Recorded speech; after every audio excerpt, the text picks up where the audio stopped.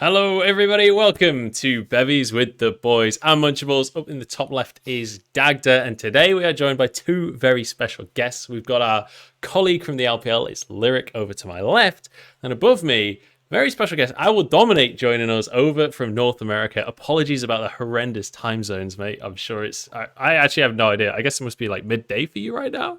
Yeah, it's noon. It's fine for me. It's worse for Lyric for sure. Yeah. So what time is it where you are at, Lyric, right now? It is 3 a.m. Okay, so Lyric's in the party hours. Dom's day drinking, and me and Dagda, well, it's 8 o'clock. We're for us. pre-drinks. Yeah, we're pre-drinks right now. So let's do a quick little whip around and introduce ourselves and whatnot. So Dom, do you want to go first? Let us know. I mean, everyone knows who you are already, I'm sure, but let us know what you got going on right now, and let us know what you're drinking tonight. So I am going full degen. So yeah, I'm obviously Dom. I'm the resident crackhead on Twitch.television talking about Worlds 2020. I do two of my own podcasts, and I am drinking White Claw hard seltzer black cherry. So I'm just gonna be being a straight degen, just like a fucking degenerate college kid drinking White Claw, just flaming League players. Sounds good, Dude. to me. I miss White Claws. You get those in Shanghai. Is White Claw a new thing? Because I saw it like blow up on Twitter like maybe 6 months a year ago or something. Yeah, yeah. It's like the past years, like the new hipster trend. All right, But well, it's a nice trend. When I tried it, I thought it was going to be like Mike's hard seltzer, like that kind of real sweet thing, but it's more like fizzy water. Like that's the kind of taste that has. The thing I like about it is it gets you drunk without you realizing it, though. It's like I enjoy that. It's like a Smirnoff Ice, right? Where it's basically just tastes like lemonade, but it's like nuts. It's not really sweet. That's the thing. Yeah. It's like it's pretty much purely just like carbonated, like sparkling water, just with alcohol in it. That's pretty much it. Yeah. Interesting. That honestly sounds terrible to me, but maybe I'm just weird. Lyric. Oh, it's really terrible. Yeah, it's terrible. Lyric, do you want to give us a quick little intro and let us know what you're drinking as well? I like to consider myself a connoisseur, hipster League of Legends, coached in LMS, coached in Brazil. Now I am a commentator alongside you two gentlemen in Shanghai. So I'm drinking a Kaiserdom, which is a German dark lager. But I know you two drink a lot, so I came prepared also with a Heineken and some soju for when we talk about Damwon. And if it gets really crazy, I have a double shot of whiskey in my kitchen. So let's fucking go. You're ready for anything. Jesus Christ. I was not expecting someone to bring an arsenal to the table. I feel I'm the host of the show and I've been heavily outdone. You guys I know how you guys drink. I remember the last time you did whiskey. Maybe you should leave the whiskey to the side. That's to end the night. All right, Dagda, what are you drinking tonight? So I went with mango infused vodka, which was actually really, really nice. But I got lime soda water to mix with it because I bought the wrong thing like an idiot. But it actually worked out really well. But the thing was, I had to try it first to make sure it was okay. So I'm already a glass deep because it turned out I really liked it. So I'm good to go. But yeah, I'm an LPL color caster, work alongside Jordan and Joe Munchables as well. So sweet. That's me. All right, and I've played it pretty basic. I was gonna go get some gin today, but I never had time. So I'm on the Hobgoblin, and then I've got an old speckled hen to follow up, and then I've got a fridge full of more Hobgoblins. So we're on the ale tonight, lads. So I'm gonna pour myself a pint, and let's begin the conversation with how the quarterfinals started. I guess let's go as they went on the broadcast. So I guess it was Dragon X versus Damwon was our first series. And, conversationally, I would say that Dragon X versus Damwon was probably the least interesting quarterfinal to talk about. Like, honestly, that just kind of went, I think, how most people expected that to go. Like, Damwon are they're just a machine, man. Like, what do you... if you're Dragon X coming into that series, what do you even do to, like, try and prepare for that? Because it just feels to me like Damwon are just a step above in terms of just individual players. It's impossible to win. I mean, it's literally the LCK finals in quarterfinals. So it's one of those things where it's like you pretty much just have to start angrily tweeting at the tournament organizers before the match starts. because the only chance you have of getting out is an impromptu bracket change. There's no way to actually win that series. Like, you've seen it before, you know what it's like. Even in like the second game, like you saw in the game that was kind of close how hard they still ended up losing. And it's just like, yeah, that's the type of game that to me makes you feel like you could never win. It was like Gen G game 1 versus G2, where once they lost that game, it's like, okay, so you had Soul Point, you have complete control, you have a defined win condition, you're a better team fighting comp. They have to fight you at this time. If you can't execute that, you cannot win the fucking game. Just, it's going to be a 3-0, wrap it up, go next. Yeah, I kind of agree. It was kind of the whole way along. I was just like, okay, so we're looking at Damwon, who you go into a team fight even, and Damwon just out team fights you. DRX are trying to play a similar style when they get ahead to Damwon, except Damwon just execute it better. And even when DRX were trying to like go for these invades and trying to like snowball their leads, they'd end up just giving kills over to Damwon, and they're like, "Oh, you silly child, let me show you how it's done," and they just run away with the game from there. It felt like you got 1 or 2 mistakes on DRX's side, and you were just done for. I'm not gonna lie, this is the least memorable match to me after the past 3 days of Worlds. I don't even remember what happened. I remember Damwon outclassed him in every area. The only even memorable part of that series to me was when I think Doran hit a nice shock blast comboed with Chovy's Orianna ultimate, and they got 1 kill, and they almost got back into the, I think it was game 1. But, I mean, they got smashed in every area. One thing Damwon's still good at is playing around, like, pockets of vision denial, right, and, like, finding those great angles for flanks. And they're such an objective-focused team that I don't think Dragon X had any chance. I think it says a lot that, thinking back on the series, the most positive thing you can think of for Dragon X was that they got a kill. 1 kill is all of the memorable moments for them. Yeah, Damwon, I think, just look exceptional. When you look towards, like, in fact, I think we'll circle back on the following matchups after we've talked through each of the quarterfinals, but, like, let's just quickly talk through, because I don't really want to focus on Dragon X necessarily. I don't feel like that they were a team that was necessarily like a bad team at the tournament or anything like that, but I feel like they ended up against a team that stylistically just is fairly similar and just better at the same job. So let's talk Damwon, and moving to the semifinals then. What would you guys say is the biggest strength that Damwon have right now in terms of just how they're getting onto the map? Because, like, I would say that Damwon have looked like the most consistent team in the entire tournament right now. Would you guys say that is equal to being the best team in the tournament right now? Would you guys say that Damwon are the favorites moving forwards? I'm not really sure how because I really hate judging teams like this because, right, we don't see them pushed all too much, and then when we see them pushed, like in that game against JDG, right, they are still scrappy enough to where they are going to fight you when they shouldn't necessarily go for it. But the thing that stands out to me about Damwon, I think you can talk about a ton of things, right? I think Canyon's been outstanding this tournament. The meta's perfect for their bot lane. I think their drafts are really good.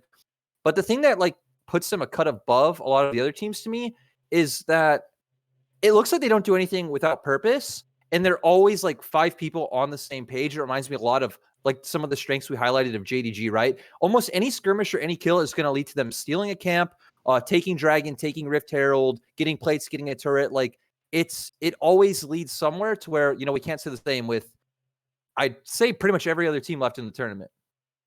Yeah, I think the meta suits them actually, like, perfectly. Like, they're just used to playing around jungle, right? Like, that is they're a top side focused team. They've always been a top side focused team.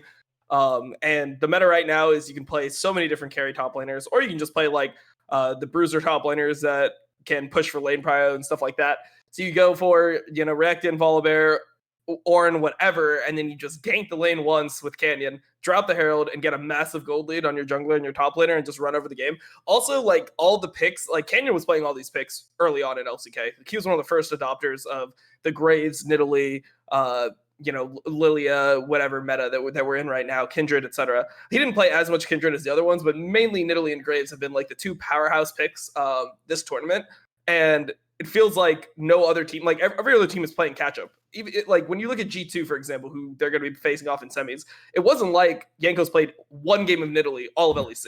Not even in finals, not in semifinals, not in quarters, not in the losers bracket, not in fucking regular season. Like, zero Nidalee. Literally zero fucking Nidalee. And now it's like he gets to the tournament, and obviously they're scrimming against other teams. They play against some of these other teams. They probably get shit on by a couple of Nidalees, and it's like, okay, this shit is OP if you play it like this. If you play for the Nidalee, you play for Prio.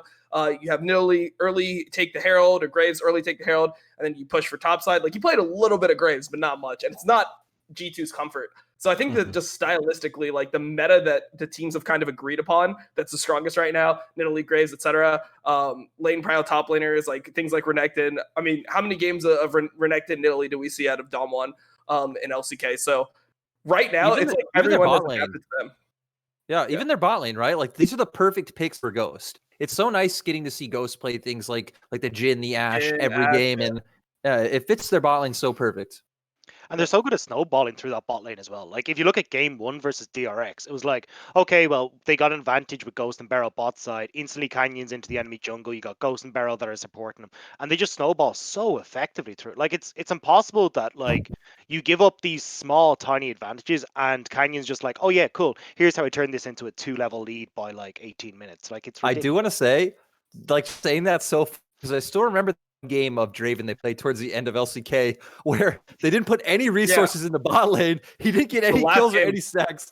Yeah, it's actually crazy to think that's how they play even with these picks. Yeah, I think maybe the only team in the world where they would draft a Draven and not play towards the Draven. Like, that concept, if you give that to any analyst, it's just like such a bizarre concept. We'd do that in NA. I believe our NA teams will pull that one off. Yeah. That one could go in the trophy cabinet. Yep. All right. Well, I do just want to quickly say as well, I found it funny that you're mentioning, Dom, you mentioned Jankos and the Nidalee and the lack of Nidalee previously. The hilarious thing about that to me is that we saw that today out of Jankos, and then immediately on Twitter, it's just full of memes about Jankos missing spears on Nidalee. It's just like, it shows. It shows. Well, missing spears is like, it's different than people think, because it's not like he's just like aiming the skill shot poorly, or it's like, oh man, like he threw a max range spear and they dodged it, he must suck it in Nidalee. Like, it's impossible to fucking land spears on Nidalee. You can just tell that the team is in practice with Nidalee, because it's not like he's waiting for the CC to land before he's throwing his spear. He's just chucking out spears on cooldown and hoping like one of them fucking land. Like, later on in the game, he was landing more of them when he was following up like obvious CC chains like Pantheon TF stun one person. How fucking easy is it to just click your Q on somebody who's stunned for 3.5 seconds?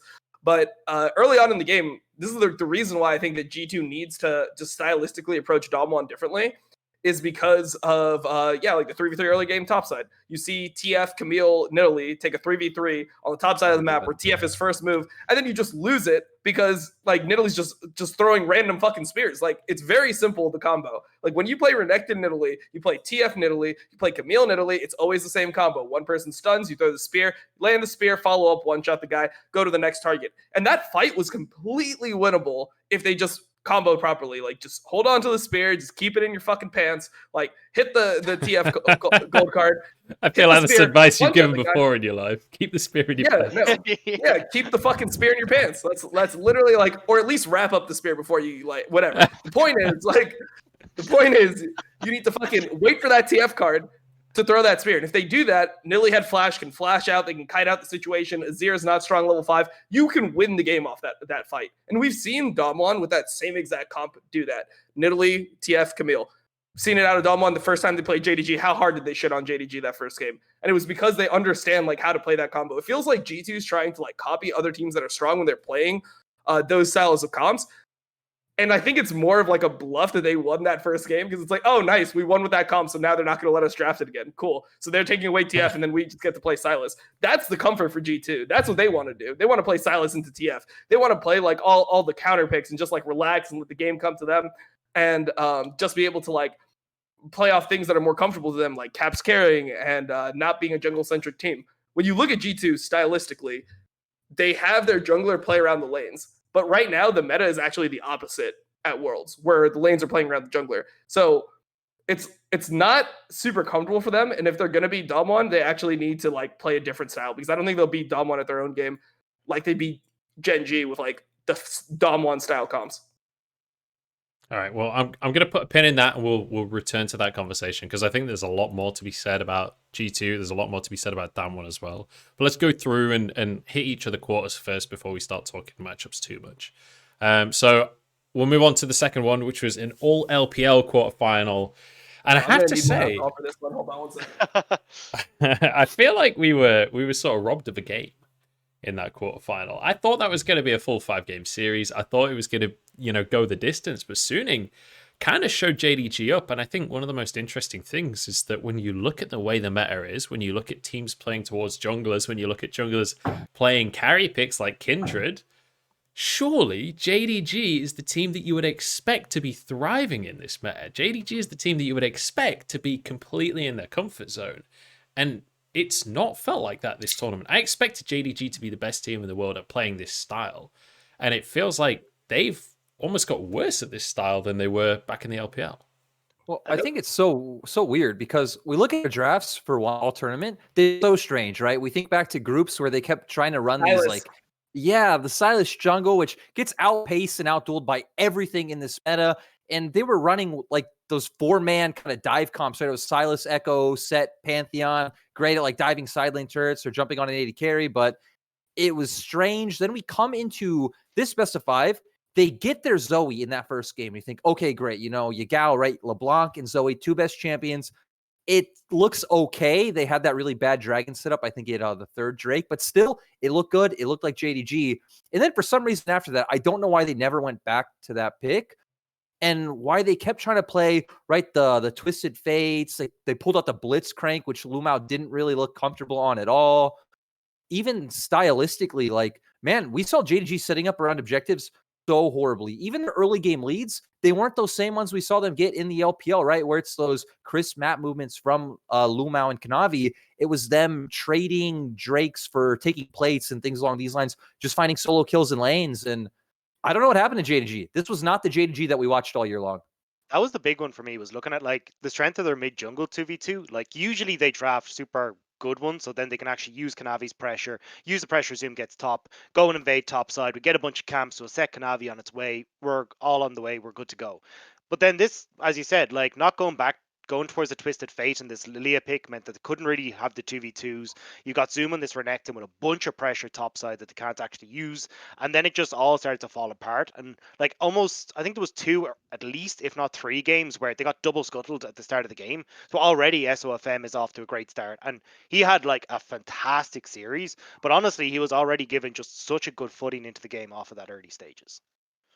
Yeah, I mean, it's like you start fucking, dude, put me in that game right now. I played GP 3 times in my life. Give me a Sheen on GP and put me in a lane for Zoom. But I think a fucking toddler could win that fucking lane. That's the easiest lane you get. And the weird thing about watching the series is when you watched LPL teams, right?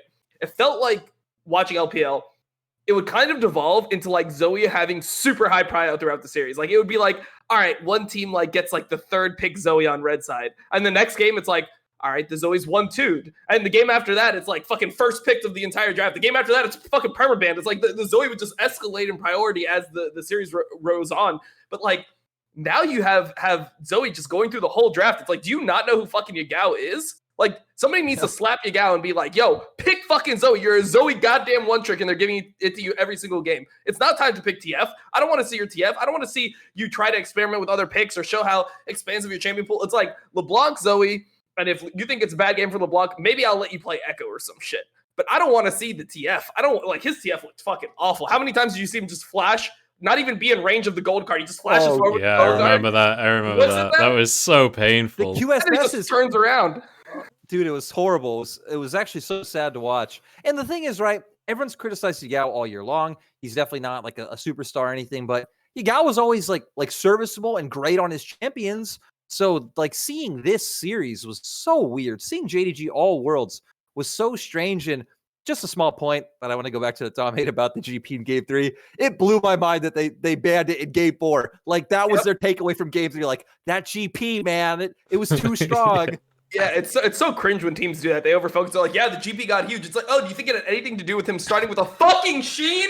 Did anyone see this motherfucker start with a fucking Sheen? Is it just me that saw this shit? Of course he lost lane Volibear versus GP when he starts with a fucking Sheen. But that's the thing. It it wasn't even just the Sheen. Like, Zoom actually did a really good job of playing around it and was like, okay, he's 20 CS down, whatever. But he was still fine. It was Lu Mao on the bottom side who's trying to force fucking everything as a result of them going down, that they just ended up over giving everything across the map to them, and then they just fell apart. Like, yeah, the GP was like a small thing that kind of put pressure on them because they had a composition that needed to fight in mid game. But realistically, it was them just going over the top aggressive because they felt that they needed to try and snowball something somewhere, and then giving a bunch of kills across anyway. I mean, there's that tweet of Lu Mao's in-game comms, right? Like, I'm bored, I want to fight. I feel like maybe that's a little of that coming through. He just wants to fight to try and get hold of the game. But on the other side of the coin as well, Suning, I think, showing up in a big, big way. And I think that Suning are very quickly becoming one of the favorites for the whole tournament, certainly in my heart. But I want to hear what you guys have to say, because I'm slightly biased. I don't know if that's come across just This is yet. my take. I think TES is just going to 3-0 shit on Suning. I think they're just going to dick Suning. I don't think it's going to be even close. I actually think TS will 3-0 too. Yeah. Oh god. I think it's 3-1. I'll give them one game. Get off of my podcast, you motherfuckers. 3-2 Suning. Let's go. All right, so talk me through the thought process here, because I definitely agree that, like, stylistically, these guys, it's a lot through winning lanes, right? It's a lot through, like, dominant carries. And Suning are up against some of the best in the world here. The semi-final just sticks in my too vividly, honestly. Seeing Huanfeng and Sword Art just get shit on, like 3 games on, Bin getting shit on. Dude, do you remember 369's Jax? Like, Yeah. they just got shit on every game in lane. Mordekaiser into the Jax. Holy shit. It was brutal.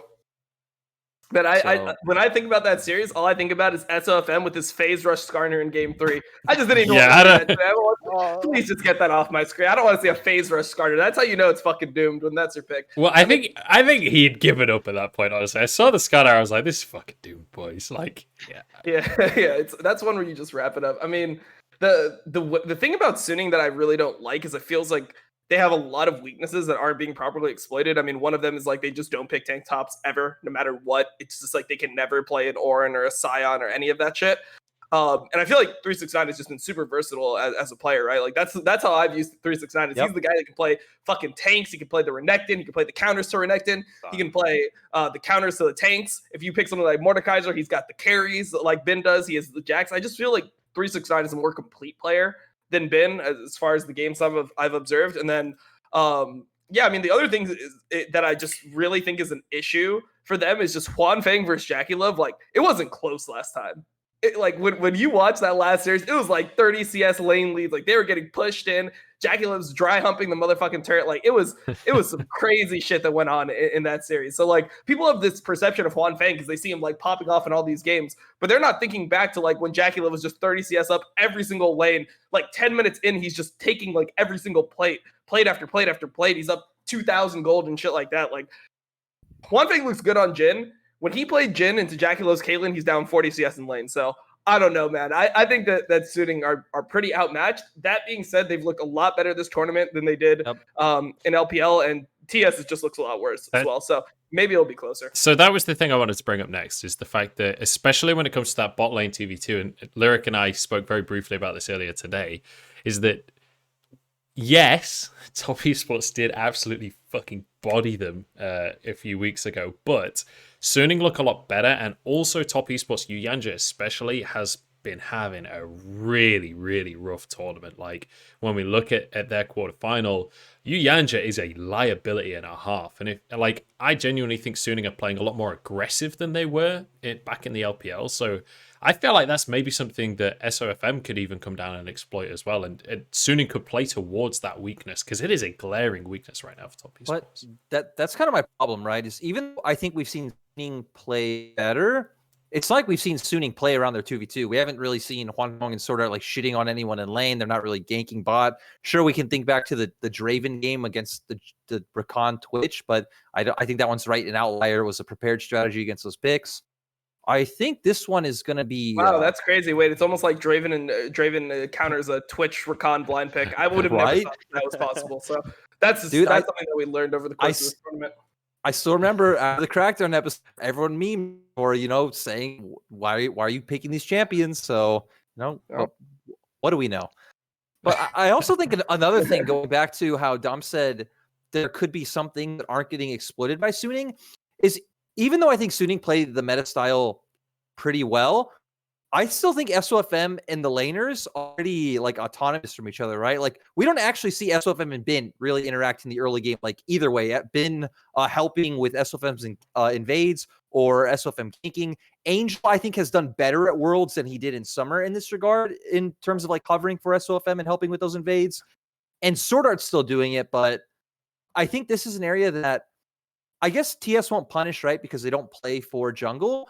But I also think this will give TS a lot of breathing room to be like, oh, well, your jungle and your laners are pretty, autonomous and by themselves. Well, I'm just going to go back to ganking mid, ganking top, maybe shutting down bot lane, as we saw that Jackie Love and Yuyanja can do. And yeah, I can't imagine too many ways that Suning can win this series with some of their draft problems, like Dom said, not being able to play tank tops. And 369 for me, even coming into this tournament, I love Zoom. I think 369 is the best top laner in the LPL. Again, I fucking love this guy. He can play Maokai. He can play Quinn. He can play Janna. He does it all, and that sells me. Jax. Dude, exactly. He plays monster on Jax. So I think a lot of Suning's strengths will be nullified against TS, and I think Karsa will have a lot easier time in this matchup with how the lanes and the jungle interact from Suning.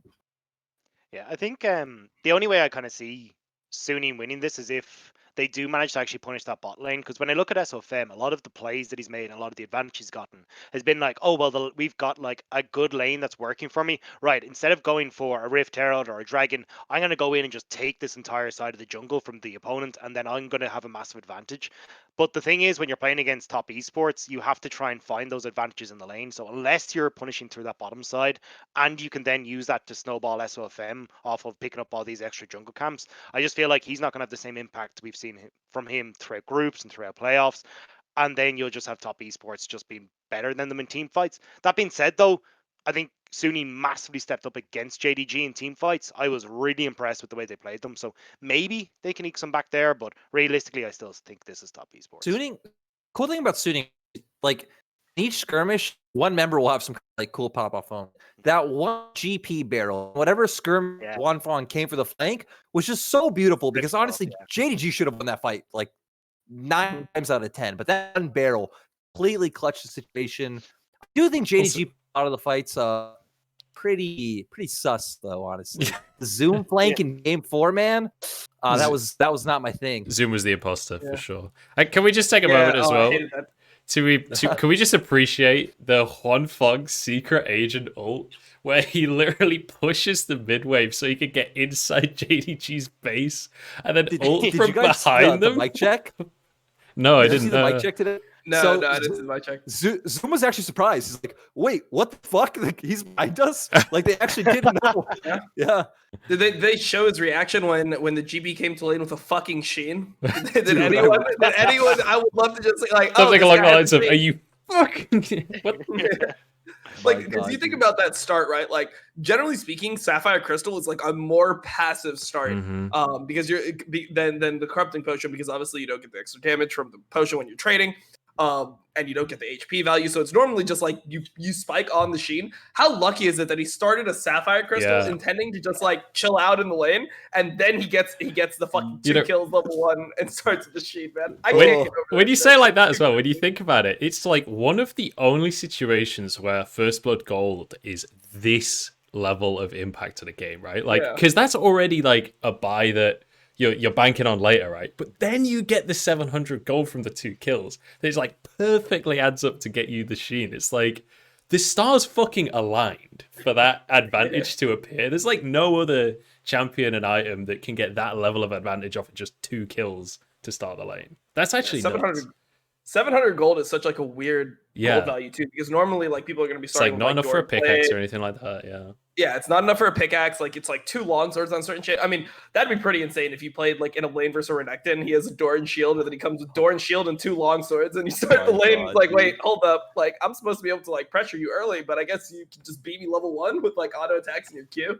I don't know. It's fucking. It's just such a weird series. I mean, JDG was the most underwhelming team for me compared to like what I thought they were going to be. Like this was a team where I legitimately thought there would be like top 2 in the world. I had top and then JDG and then Dom1 coming into the tournament. That was my mentality.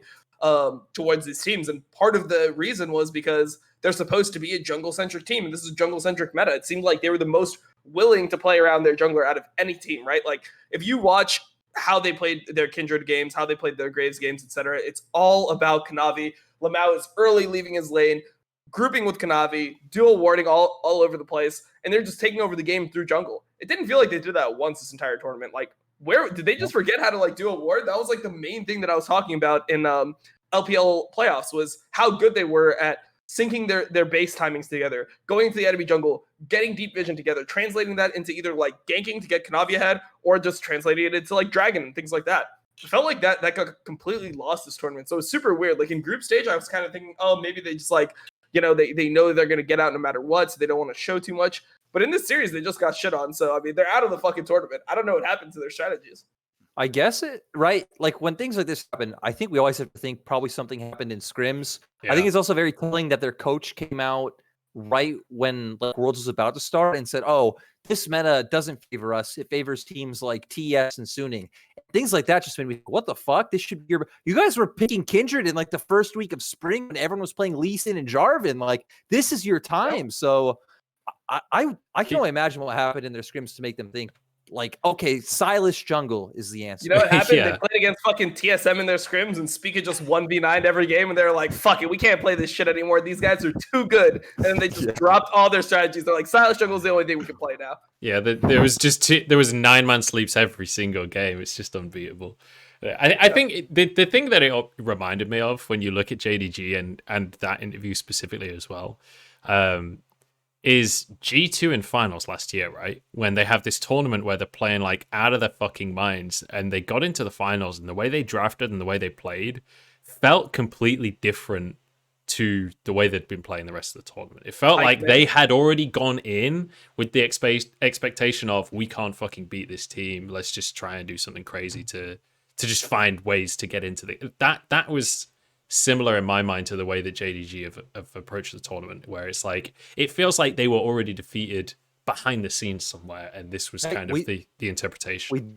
Suning were odds, right? So who knows? Maybe JDG scrims Suning a lot, right? Had some kind of like 10% record against them, came in thinking this was the way or whatever. I guess it's all speculation, but you're right. Nah, it was TSM.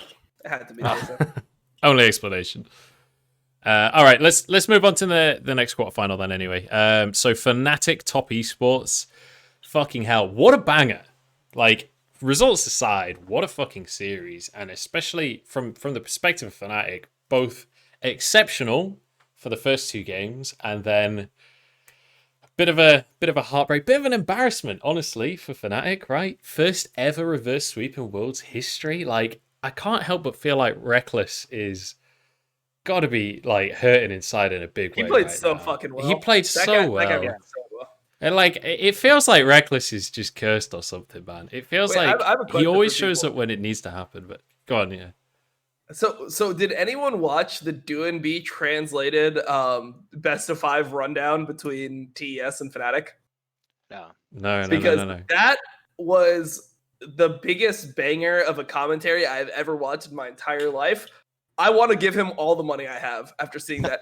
Literally, that commentary was just him inventing new ways to flame Nemesis. It was the most beautiful thing I've ever seen in my life. He literally just flamed Nemesis for like 2 hours straight. Like, he was talking about, he's like, like, I wonder which way that Nemesis could go home. Like, could he take a plane home? Actually, I think he just donated to me his plane money. Maybe a rocket ship? Like, how good is he at swimming? Like, does he have any goggles around? Let me see if I have any fucking goggles around that I could lay on Nemesis so he can swim the fuck home, this worthless motherfucker. Like, this guy went in so hard. I've never seen anything like it in my goddamn life. Do you know the best thing about all of this as well is when you look at what Nemesis played during the series. After last year, Nemesis calling Doom be the worst mid laner at the tournament and all this shit, he plays Predator Galio in the mid lane and roams instead of farming. Like, that is what Doom B does. That is the worst possible way to play mid lane, according to you.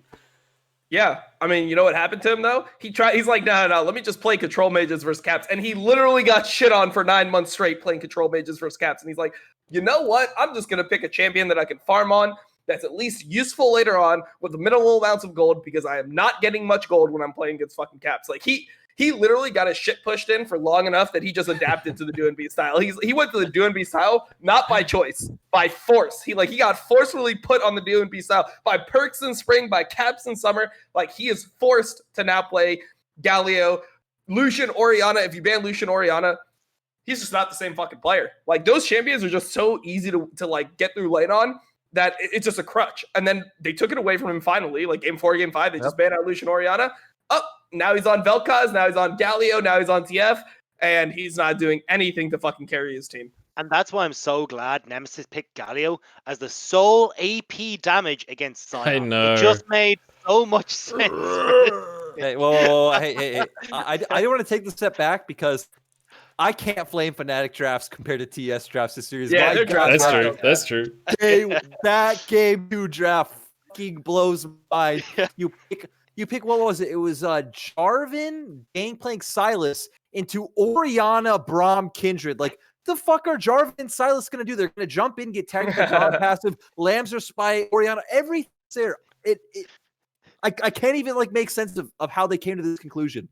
It's there's that picture of Knight where he's like, I don't know how we win with the traps that we do. It's like so perfect.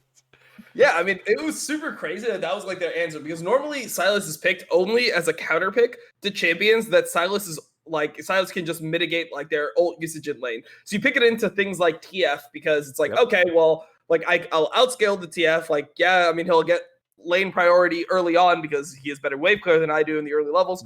But like, I'm just going to be able to match all of his roams. Like TF obviously wants to like Destiny outside of lane and then like ult to the side lanes, and the fact that Silas can match that at all times just kind of like hampers the TF's ability to really play the way the TF wants to. But they just picked fucking TF into Orianna.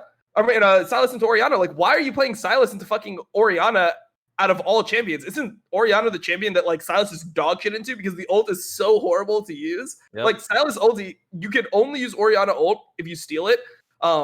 As Silas, if you ulti yourself. So you have to like be on top of them and then they can just flash out or whatever. It's such a worthless ultimate. So it made no sense. And then from there, the draft just got progressively worse and worse and worse. It's like, oh, they have a bunch of like tanks. GP. And the last pick is like Jarvan. What? Jarvan? Like Jarvan is like the champion you go to when you have no champions left. Like you have literally nothing to play and you're forced on Jarvan because you still want to be relevant in the game and you're just hoping you can gank somebody in lane and piss somebody off like by camping them or something like that. Yeah. And then it's like conquering Jarvan too with Cinderhulk and Stopwatch. Oh my god, it was so bad to watch. I hated that fucking game 2 draft. Like they weren't even losing. They didn't even get outplayed. They just lost purely because of draft in the game. I just love that you guys are like actually personally offended by the draft of game 2. It's beyond just. It actually blew my mind. Oh god. The thing I will say though is it even goes back to a point that Dom made earlier. G2 hopefully not playing like the Dom 1 saw against Dom 1. Mm-hmm. I do love we saw TS like realize halfway through the series, hey guys, let's just play what we were fucking amazing at. Let's first rotate in like this Lee Sin, which is Karsa's best champion by far. Let's put Yu Yanja on Karma, which can at least like nullify waves. You're not going to lose the 2v2. You have like an easy escape, Mantra E. Like there's so many good things about the strat for top esports. I mean, we could ignore the fact that Whippo getting solo kill pretty much ruined the game, but I just love the fact that they went back to that was a horrible solo kill. That was such a bad solo kill to give up. Like you saw his face, like he's normally like pretty jolly even when he loses. Like Whippo's like, ooh, like I died again. Like ooh, like I'm gonna fucking shit on him. Like he's just like this fucking like happy jolly type of guy. Even after that, he was just like mortified. He's like, oh my god, the game is over. Like I literally just lost the game by myself dying in lane. So I don't know, man. For me, that was Jesus. That was something else, dude. I think, dude. The thing is, I didn't actually catch how that solo kill transpired because I was watching on the North American stream. So if you watch the LCS stream or like the Riot game stream, they actually just show nothing that happens in the entire game, right? Like you just get random things. Like you'll see somebody follow like farming the wolf camp, and it'll be like, oh, I guess like 3 people died topside. Like I wonder how that fucking happened. Who knows? Like it's all up in the air at that point. But I watched Doonbee's commentary, and I actually saw how the solo kill happened. That was a disgusting solo kill. Like he was Half-Life. He QWs on Ornn, and then he just walks up and tries to auto attack 369. 369 just cues him in the face, ult, auto attack W, just explodes him, like one shots him. Like it was really sad. It was really fucking it's sad. just sad. I think that one of the funniest things as well, when you were talking about the draft, Jordan, how they kind of went back to the style that they know. One of the funniest things from, I think it was from the press conference after the series, they were like, "Why? Hey, Carson, why did you pick Lee Sin? Why was that the thing to go to?" And he was like, "I prayed to the god Tian because we have an FPX skin for Lee Sin, and I was hoping that the gods of the LPL would be able to help me in my time of need." It's like, that is maybe the worst possible logic to bring to a world championship while you're 0-2 down, but you know what? It fucking worked. So I can't The best part really say is, much. again, it's not even a lie. In their mic check as well, he actually does that. He actually says, like, Yeah. okay, guys, let's pray to the gods of FPX, and that's when he locks it in. Jesus Christ, I love it. Hey, it worked. Carson's such a memer, dude. I think Jordan hit the nail on the head, though. Like, seeing them actually starting to go, hang on a second, we've got this mid laner who's shitting on Nemesis. Why don't we actually just try and work with that and play through it? And as long as bot lane doesn't int, we'll be fine. And like the instant difference that you saw in that series when they actually started to play through Night and using that advantage was just night and day. Like, there was just Game 5. Night and day. I see what you did okay, there. You're Yeah. fucking. I You're didn't even realize. after, aren't you? Just I night would've and day, looked guys. at You cheeky bugger. Okay, all right. You What get was free it? points for that one.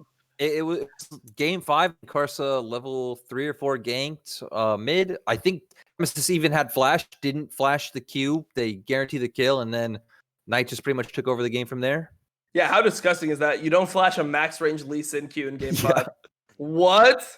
Like, bro, I'm 30. I'd flash that shit. Like, you're 21. You're not flashing that. Like, what? Like, you have to flash it.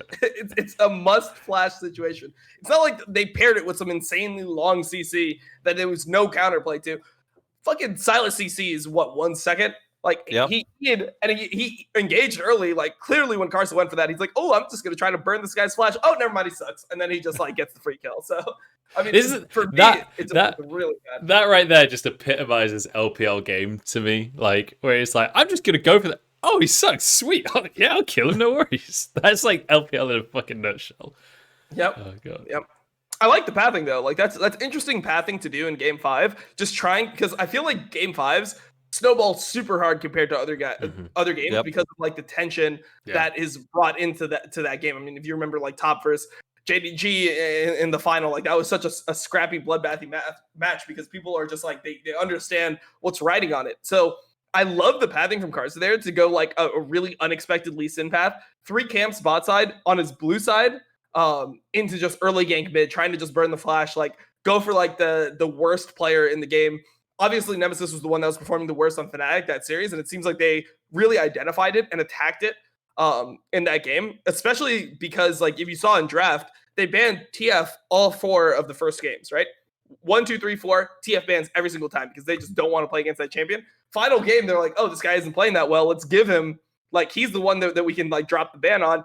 Drop the ban on TF, give it to him, pressure him early. Like, it seems like they really exploited Nemesis and they targeted him as the weakness of Fnatic in that game 5.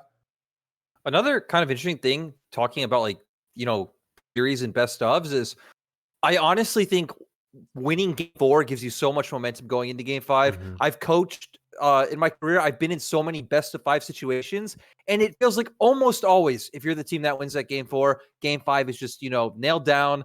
I think, you know, I remember watching Dom back in season 5, that C9 versus sweep, my man. Holy shit. That was too insane. That was too insane of a series. Losing the high jungle. Let's go. Losing the high jungle. Imagine that series. That was like my final series. I go back and watch those games. I'm like, damn, wait, I was 5-0 in the final game and it wasn't even close. Like, imagine if you're playing Rek'Sai, you're 5-0 and the game doesn't even feel close. Like how unwinnable does that series feel at that point? You're like, shit. I mean, I guess I got to go full damage. Like, I'm gonna try to carry this shit. Like, Infinity Edge comes out.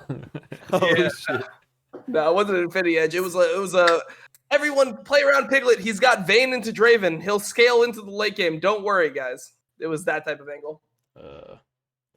All right. Well, while you mentioned AD carries, I do want to put one last question forward on this topic, and then we'll move to the last quarterfinal here. And that's that we saw towards the end of the series, basically, Senna Tom Kench, Senna for Jackie Love is just seemingly the way forward now for top esports.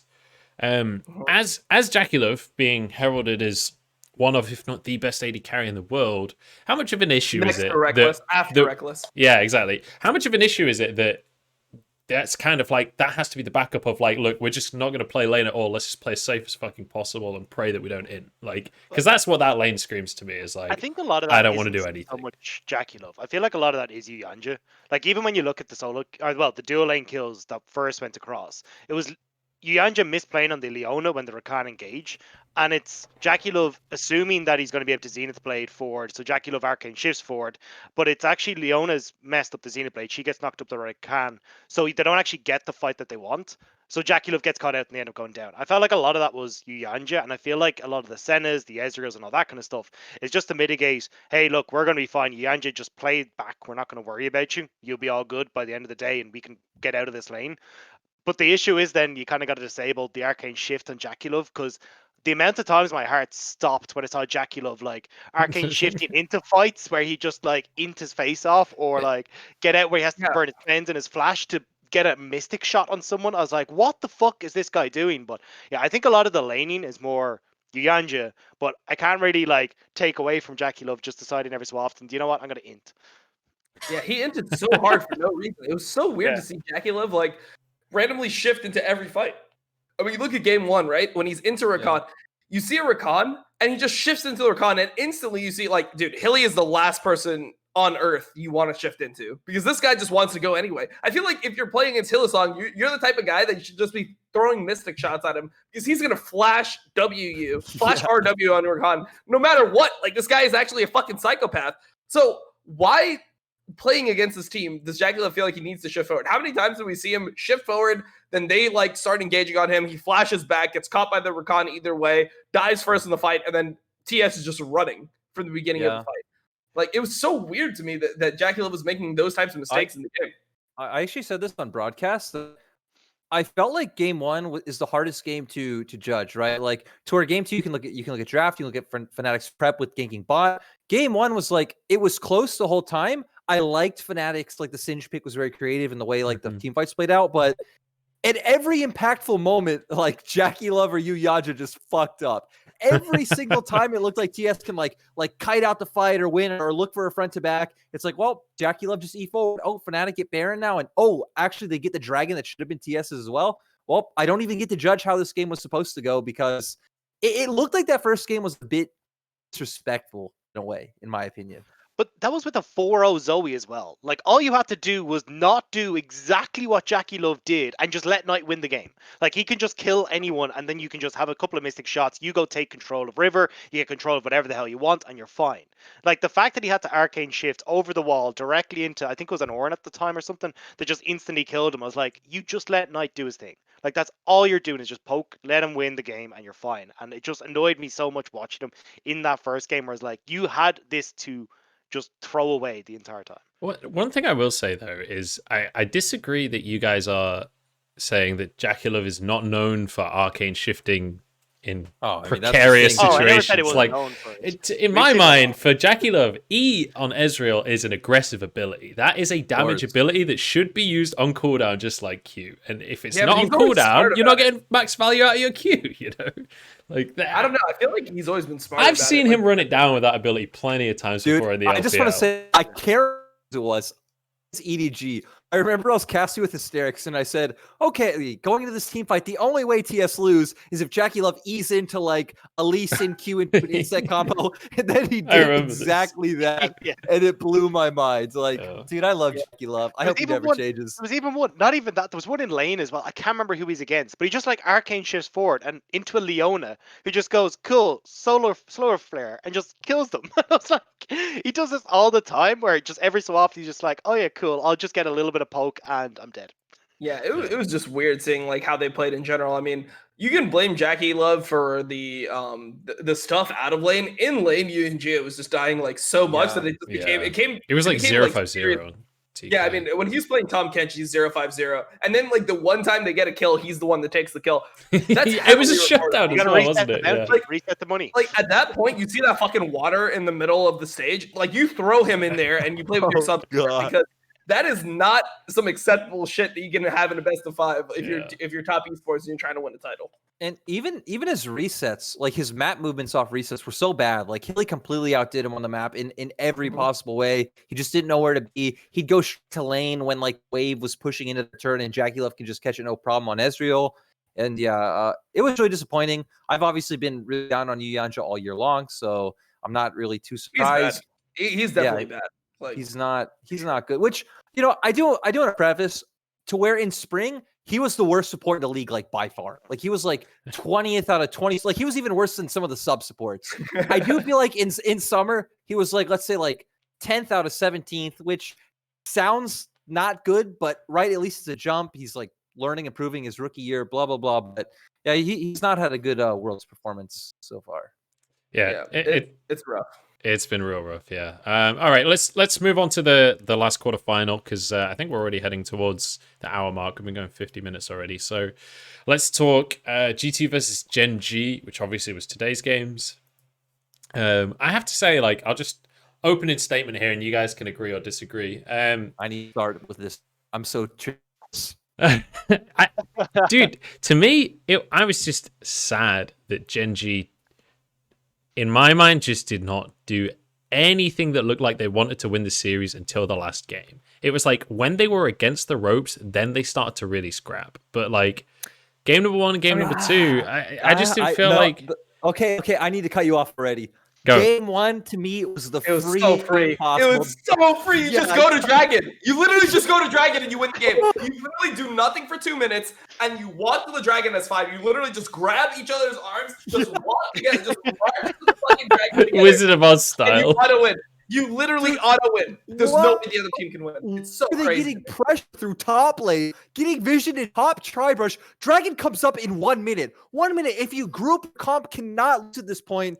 Even the gold lead, in my opinion, was pretty deceptive from the fact that like they had TF and all this. Like, GG were so far ahead in terms of like how the game should play out, scaling, like how fights should play, all of this stuff. All they had to do is literally nothing for 30 seconds. Group is 5, walk down mid, and they win this game, Munch. And they couldn't even do that. They fucked it up. They went to top river. They went to tri-brush. They cleared vision. And oh, well, guess what? TFT, Pantheon ulti. Your soul laners are on the other side of the map. You just get fucked. This game triggered me so much. And after this game is when I knew Gen G had no chance. Yeah, for me, that was what I talked about earlier in the episode, where if you lose that game, how can you ever fucking win? Like that's the game from DRX that we saw when they're up so much gold and they just opted some ridiculous team fight. And it's like you couldn't have a more obvious win condition, because the way I see series is like as the series goes on, the win conditions that the teams have become a lot closer. And generally speaking, it becomes a lot more narrow for you to be able to like identify, hey, like we need to pull the trigger there. And the teams that are more decisive in those key moments are normally the teams that end up coming out on top. And that's one of the reasons why G2 is so scary in the best of 5, is because they're super decisive. They commit to things later on in series when other teams are afraid to, generally speaking. That's why we saw them beat SKT, for example. And, you know, like the game 5, they're playing like Pyke in MSI and they end up winning the title. That's what makes G2 such a great team. If you can't win that game 1, where it's literally the most insanely obvious win condition, I mean, and it's also Gen G's like bread and butter. If you watch LCK, the way that they play is very bot lane centric. They love Kalista. They play Kalista Set, Kalista Gragas, Kalista Braum, Kalista the Leona. They play all the Kalista lanes, and they're used to just stomping bot lane, getting Dragon on cooldown, getting the early soul, and just playing super consistent. That's what Gen G is known for. If you're not able to do that in this game versus G2, where it is so fucking insanely obvious to just not get picked, TF, Camille, Nidalee, that is like the Dom1 special. Like, how many times has Gen G seen Dom1 do this year? And you can't do this in this game. How the fuck can you win? Like, it's such an easy way to win the game. And if that game gets blown out, you end up losing from that position. What happens when the positions are closer? What happens if you actually have a losing position going into a fight where the enemy team actually has the better soul control team? You're on soul point. The enemy team has the setup. How are you going to make the decisions to win that game if you can't even make the easy call where it's like you literally just wide whippo up to the fucking Dragon and you auto win? Like, it's literally so fucking free. I do want to say, seeing them in game, think like the answer is taking that exact draft, taking the Dom1 draft from G2, and watching how they execute was pretty funny. Like, my God, dude, Gen G had no idea what they were doing with that draft. It was so sad. Yeah, I just it was pretty sad. the thing with Gen G is like similarly to some of the other teams we've talked about today. I just wish that they would have just played the Gen G style. Like I wish that they would have just.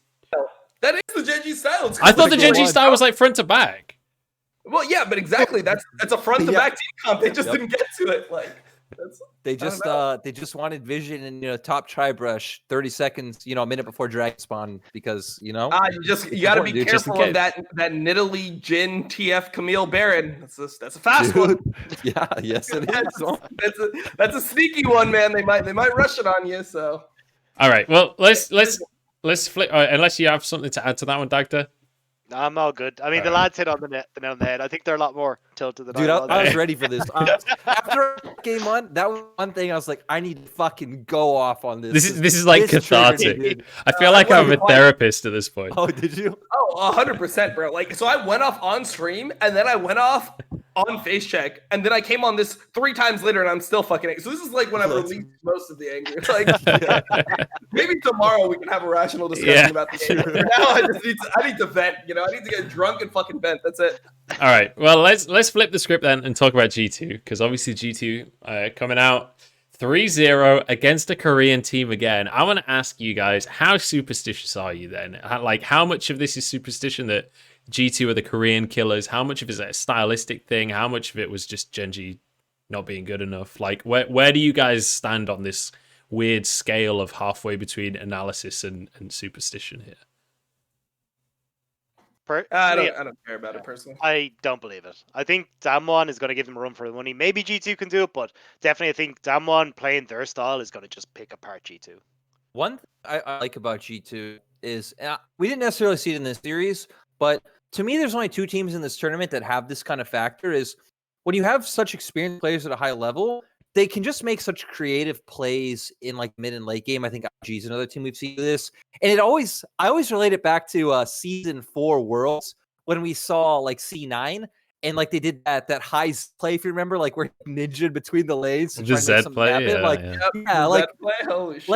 G2 TS, they're the types of teams that have like the experience, the creativity, and the balls to go for creative plays when they're behind. We saw that against Suning in their tiebreaker game where they would attack very interesting angles of the map to, stay in the game.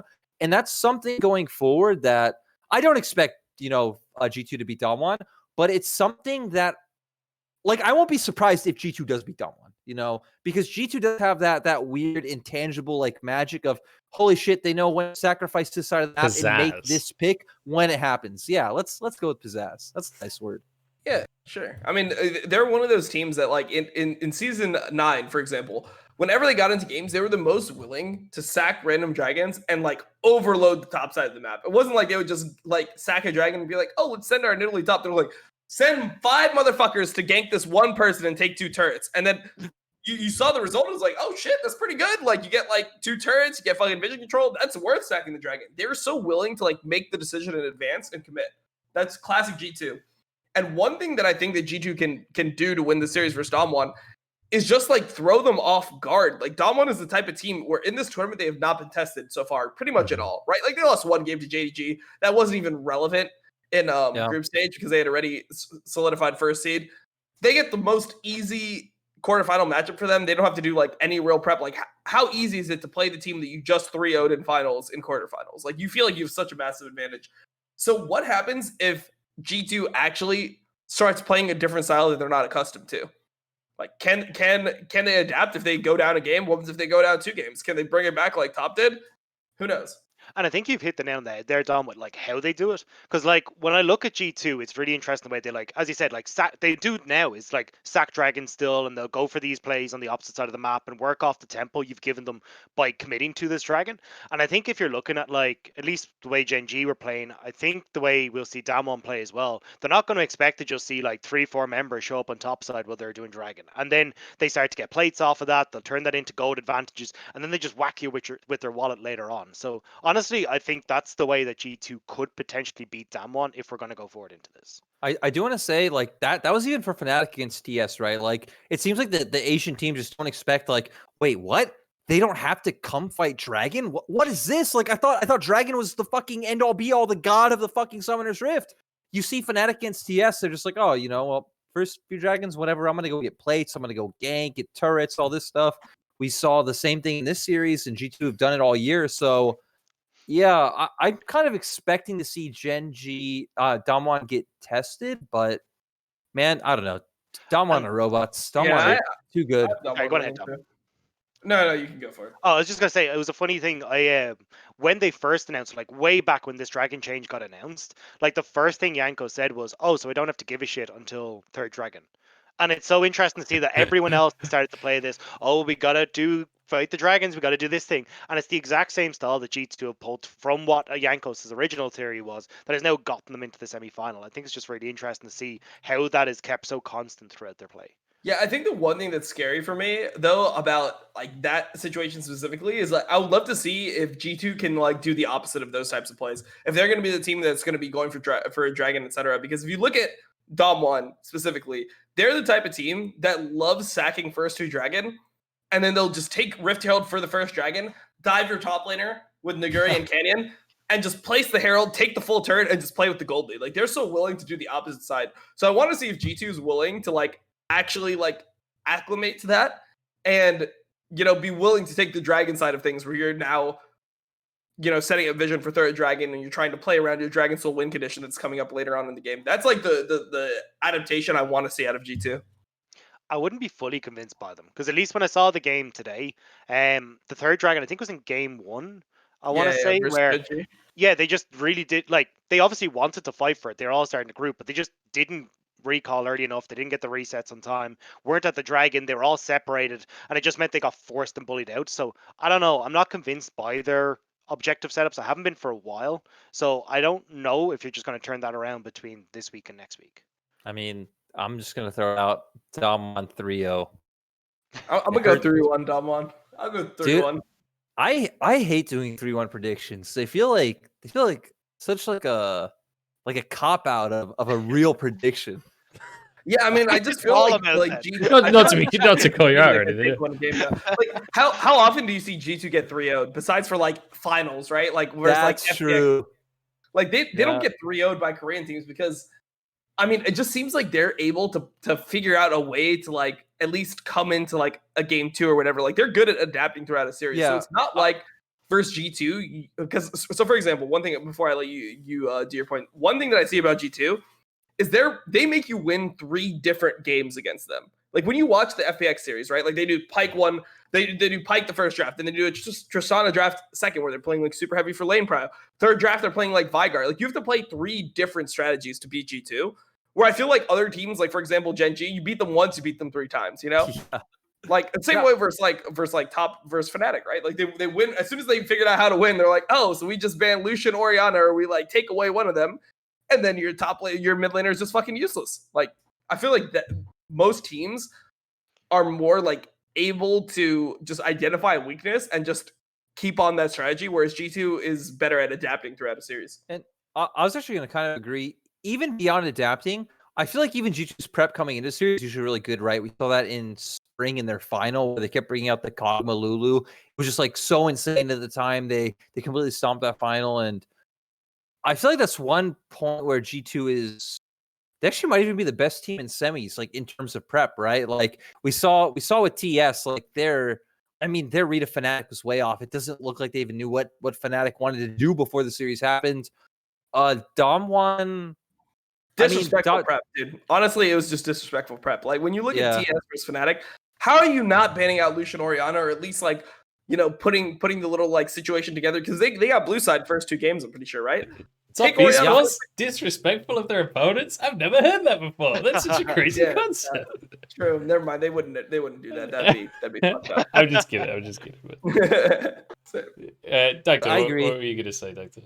I'm kind of on the fence. I think it is going to go to 5 games. I think this is going to be a lot closer, and I think a lot of that is kind of Oh touching shit. on what Dom said, is kind of you've got to beat G2 at multiple different styles, and from what I've seen, Damwon only kind of have one style. Now they do it very, very fucking well, but I still think it's going to be a case of G2 coming in with some really good prep. They'll have some weird thing that they're willing to come in with, and you've got to try and as Damwon adopt to that on the fly.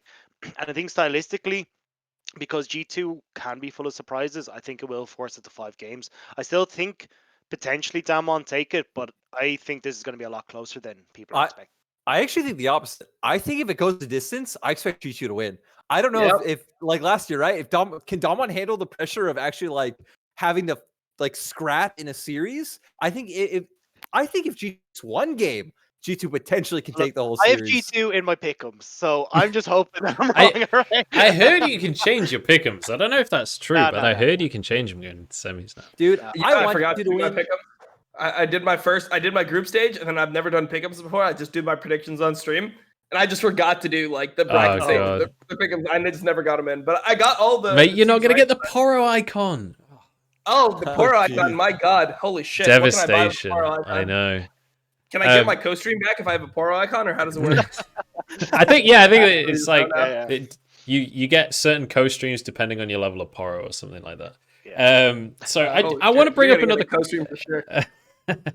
maybe pick'ems and predictions are not necessarily the same. Anyway, I want to bring up a topic though that was brought up on a previous episode of Bevvies the Boys. I don't actually remember who brought it up because I've been drinking the whole time that we've been doing this show.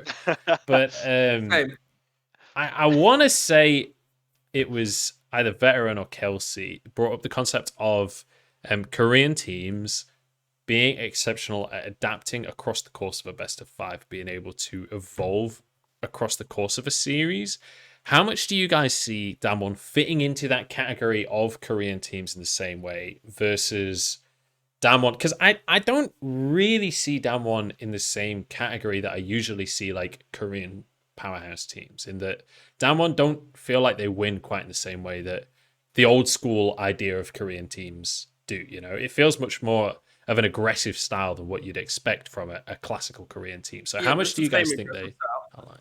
It's like the same style, you know, like even if they play like Orn Graves or if they play Renekton in Italy, like it's the same, like playing through topside, like so it's really, to me, if that like pattern can get thrown off, like what happens if they play through topside and actually their bot lane just gets blown out for once? Like they try picking their fucking Senna Pantheon, Senna Braum, whatever the fuck they play, they want to play bot. And what happens if G2 just brings 4 motherfuckers bot side and just dives them on cooldown, and Ghost is actually just down so far that like he can't actually like recover, or Caps gets super far ahead, picks up the Soul Stealer and just starts like really like, you know, like if a team takes the opposite route and actually does it to perfection. I want to see how Damwon respond if like Kadian and Nuggery can actually carry more than somebody like, you know, Caps and Perks, for example, if they get really far ahead. I want to see.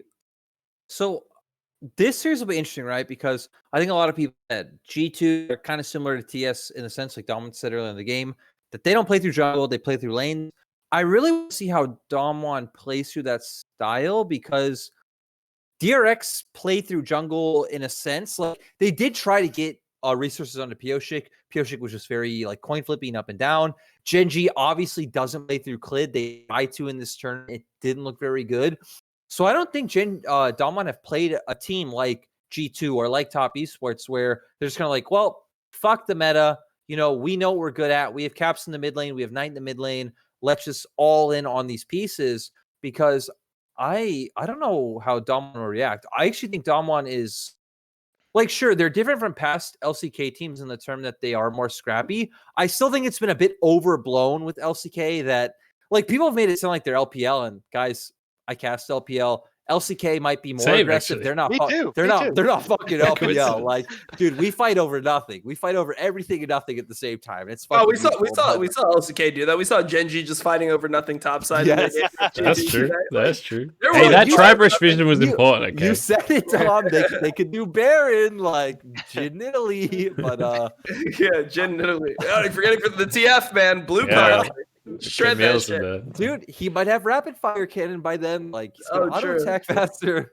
But Yep, I don't have faith in Damwon necessarily adapting. I am scared of Damwon as someone who's obviously biased towards the LPL, wants LPL to win. Hopefully gives us more budget, but Damwon is a scary That's machine. not happening. I do hope G2 pushes him to the limit though. But I mean, in that's not adapting, happening. Maybe an A could get some more budget. You know, like maybe we could get some budgets into it. maybe us to get up to like That's a $10 million budget salaries. issue at AS. True. I think as well, the biggest thing for me is like, how do Damwon play against someone who's not playing like proper? Because Caps has no problem like just dipping from his lane and going, cool, I'm going to sack this wave, I'm going to go bot side and we're going to make the play. I feel like Damwon and a lot of the LCK teams play this like, oh, I have to catch this wave because this is the proper way to play the game and this is where I don't lose any resources and we're not like making the 70-30 or 60-40 play. Whereas G2 are very happy to just go, fuck this, we're going to go make our play that we want to make. So I think that's where I'm like, okay, maybe G2 can catch them out. But then it does come down to, do they start to get used to this over the course of the game? Or are they just so blown away that Caps has just left 8 minions in mid and now he's killing my 2v2 bot? I'm like, maybe G2 can catch them out that way. You know, the funny thing is in that series also showed patience because I think it was game 2, right? We saw BDD TP topside and he's, Caps is playing South against TF. It's like, oh, cool. I just get like 2 free waves for nothing. Oh, yeah. And then we see him steal TF ult and go bot. Caps once again is like, okay, cool. I get like 2 free waves for nothing. Like Caps, despite the fact that everyone says, right, he's a great roaming mid laner. He'll roam constantly. He does know when it's not the right time to show the patience, to collect the waves in mid, get like bigger in terms of items. That wasn't a diss at Caps. I think Caps is phenomenal. Oh, yeah. It was more just those saying like he understands enough where he can go, hey, I'm going to sack these minions because I'm going to get more of an advantage elsewhere. That's what I mean, is that like, whereas when I look at Korean mid laners, they're less likely to make that play. I do think that it's an incredibly good point. Showmaker, my dude. I'm excited to see Caps as a showmaker, but I do just want to like hit a little further on that point you bring up, Jordan, in that I feel like there's a perception of Caps that he is this roaming mid laner, but to be a successful mid laner at the level of success that Caps has had for the amount of time that Caps has been successful for now, you cannot be a one-style mid laner. Like, the guy has shown that he is an intelligent player that understands the game and can play pretty much whatever style is required of him and pretty much whatever, he could be the roamer, he can be the assassin, he can be the control mage, he can do whatever the fuck his team needs him to do to carry. But I want to kind of approach a topic, actually. It's a little bit of a tangent here, if you'll bear with me. But Azael tweeted this earlier today that he was saying, like, look, we need to stop thinking about Caps just in terms of best European mid laner, even outside of best Western mid laner. Let's start putting him on the world scale. Like, where do you guys put a player like Caps, and how much do you factor in LEC domestic success in the grand scheme of how successful a player is in the grand scheme of the world? Because I feel like obviously Caps' story kind of tells itself when it comes to his success individually, but how much do you put all of that? Like, how much is an LEC title worth versus an LCK title or an LPL title, for example? I don't care about the titles. I just care about like just individually evaluating the player and like how I believe that they're playing at all points. And for me, like, there's no question he's not, like, he has to be top 5. If you don't put him top 5 in the world, you're fucking delusional. Like, that's just number one. I always have him like, so I normally have him around 3 or 4 in the entire world. But like at this tournament, a lot of the people that I have above him. So going into this tournament, I had Knight number 1, right? I don't think Knights have had that good of a tournament. Like, I don't know. Personally speaking, I haven't seen the same things that I saw domestically in this tournament in Worlds. And a lot of it comes down to like the champion picks and things like that. Yeah. Like, when you look at how Knight was in LPL, right? It was like, oh, well, you can't give him Syndra, right? Like, obviously, if you give him Syndra, you're just going to lose. Oh, but you also can't give him Zoe. If you give him Zoe, he's just going to win the game alone. And then, like, after that is when you'd start talking about his, like, his fucking Silas and things like that, where he'd still take over games. It doesn't even feel like he's that same level of player. I feel like Knight has had a pretty underwhelming tournament so far. And like the thing for me is I don't want to super overrate Caps because up until this series, he hadn't been playing the way that he was playing in LEC. LEC, he was all about, playing control mages. He's playing, even if he wasn't playing controller mages, he'd be playing things like Zoe. So he'd be playing Orianna, Syndra, Zoe, things like that. And it was all about him like dominating his lane, getting a random solo kill here or there, being able to extend the advantage, picking up a soul steal, and just taking over the whole game. Like he would just get to that next level of strength as an individual player in the game. I haven't seen that so far. Like it seemed like G2 coming into Worlds had a completely different interpretation of how the meta was supposed to be played. He was playing a bunch of TF, he was playing a bunch of Galio, he played the random Jace game mid. So it was a completely different style than what you'd expect with Caps coming into Worlds. So just because he went back to this series, I mean, he still played game 1 TF. And by the way, like the main reason why I've been like kind of lower on Caps this tournament is because G2 just looks a lot worse when they're playing that TF, Galio, whatever style around Yankos playing to carry junglers. Like that just doesn't seem natural to them, right? Like even if they pull it off, even if they win that game 1 versus Gen G, I'm not like, oh shit, that's G2. When they're playing like game 2, game 3, and they're playing the Silas and he's got the Soul Stealer, he's popping off. That's the game where I'm like, all right, that's Caps, Like Yankos is early ganking all over the place. He picks up the Dead Man's Plate second on Lilia instead of Liliandre's. Like it's obvious that his role within the team comp is being more of like the person that's setting up the plays for Caps to just like take over later on. That's the game where I'm like, oh, that's natural G2. That's like when they look like they could, be one of the best teams in the world. So for me, it's hard to judge Caps because it doesn't seem like he's been playing like Caps the entire tournament. It's just been this group stage. I want to ask Munch, are we talking about like Caps in terms of like where we rate him this year, or you mean like of all time? I mean, I don't want to like put you on the spot necessarily too much. Like, take it where you want to take it. But I'm just more asking, like, how much does recent results matter? How much does his whole career matter in terms of how you would rank something? Let's do all time. Let's do all time because I'm down to do all time. Dude, all time's hard though. Also, well, the thing is, there's only 2 players off the top of my head I could say, right? Obviously, yeah, I know what you're saying. Faker and Rookie, right? Exactly. Yeah, Faker and Rookie are for sure like better than Caps.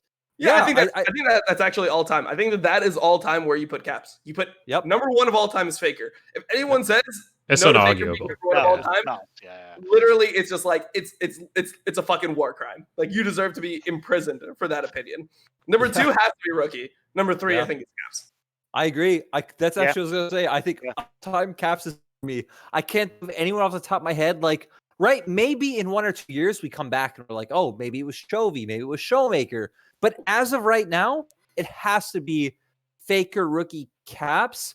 Maybe someone can try and argue Perks, I guess, if they really wanted to. But people try to throw in there. Yeah. But I think Caps is a pretty good third option of all time, dude. Like, and an interesting thing about Rookie is even when Faker was in his prime, when I was coaching in LMS, I had people that would they would scrim against Rookie the tournament's Faker. They came from LPL and they're like, dude, Rookie's laning compared to Faker is fucking insane. Even back in season 5 when Faker was like, on top of his game. So that's really interesting to me that Rookie has been so good for so long without having won the championship until, season 8. So I don't know, man. I love Rookie. This top 5.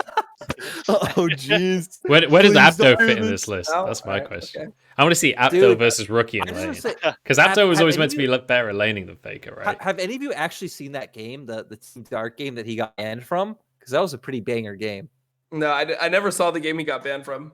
Dude, they actually went in the enemy base, dropped, because it was back in like season 3 when you could ward unlimitedly. They dropped like 100 wards in the enemy base. And I think I've seen a screenshot of that. Yeah. It was amazing. So Apto, you have my respect. You have Dom's respect because he's super toxic, obviously. I won't let him co-stream, but true. Respect Apto. All right, so now that I'm trying to get my co-stream back, where does Bjergsen go in the top 5? Well, it's right underneath Double Lift, I think. I think Double Lift.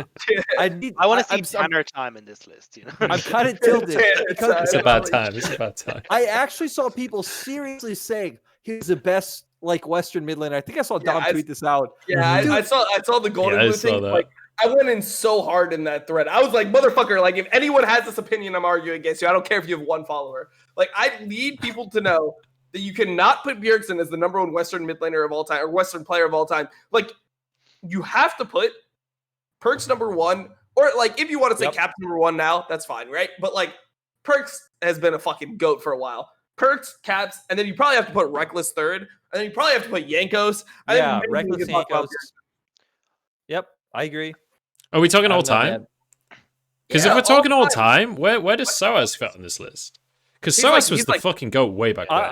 But that's the thing. I think like competing with Bjergsen. Like 7, 8, right? Like I agree. I think I don't Caps, wonder Perks, as well. Yankos, like Reckless. These players are fucking inarguable. Like these guys are top 4 for sure. But I think after that, SOAS, Bjergsen, a lot of these guys. Mm-hmm. Yeah. All right. For sure. So I'm gonna, unless anyone has any final notes on that, I'm gonna round that conversation out. I'm gonna run bathroom as you go to the next. Yeah, same. Yeah. Okay. Well, we'll have a 2-minute bio break. You know the sad thing? I really wanted to go to the bathroom too, but now Oh no, you can't do that to me, man. You break my heart.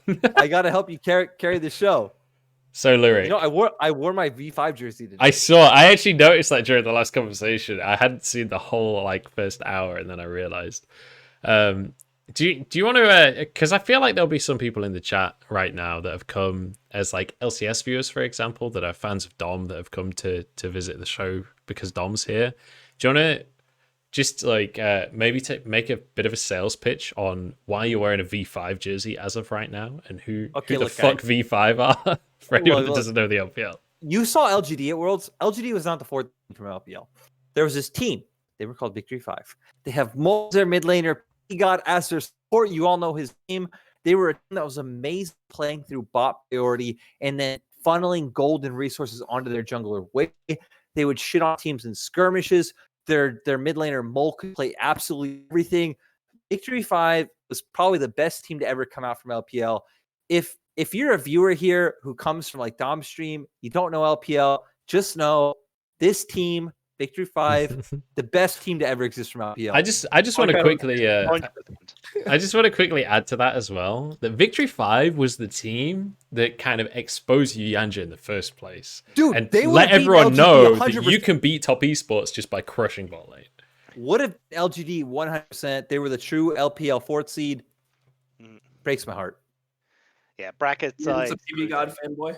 They had to go against Suning, the best team in the world. Don't you love Mole, PP God. No, I love Mole. I got to interview PP God. My thing. I got to interview PP God. That was fucking nuts. Is that your like life highlight so far? I mean, it's up there. It's up there. It was fucking cool. It took me 3 fucking attempts. Okay, you guys can carry the show now.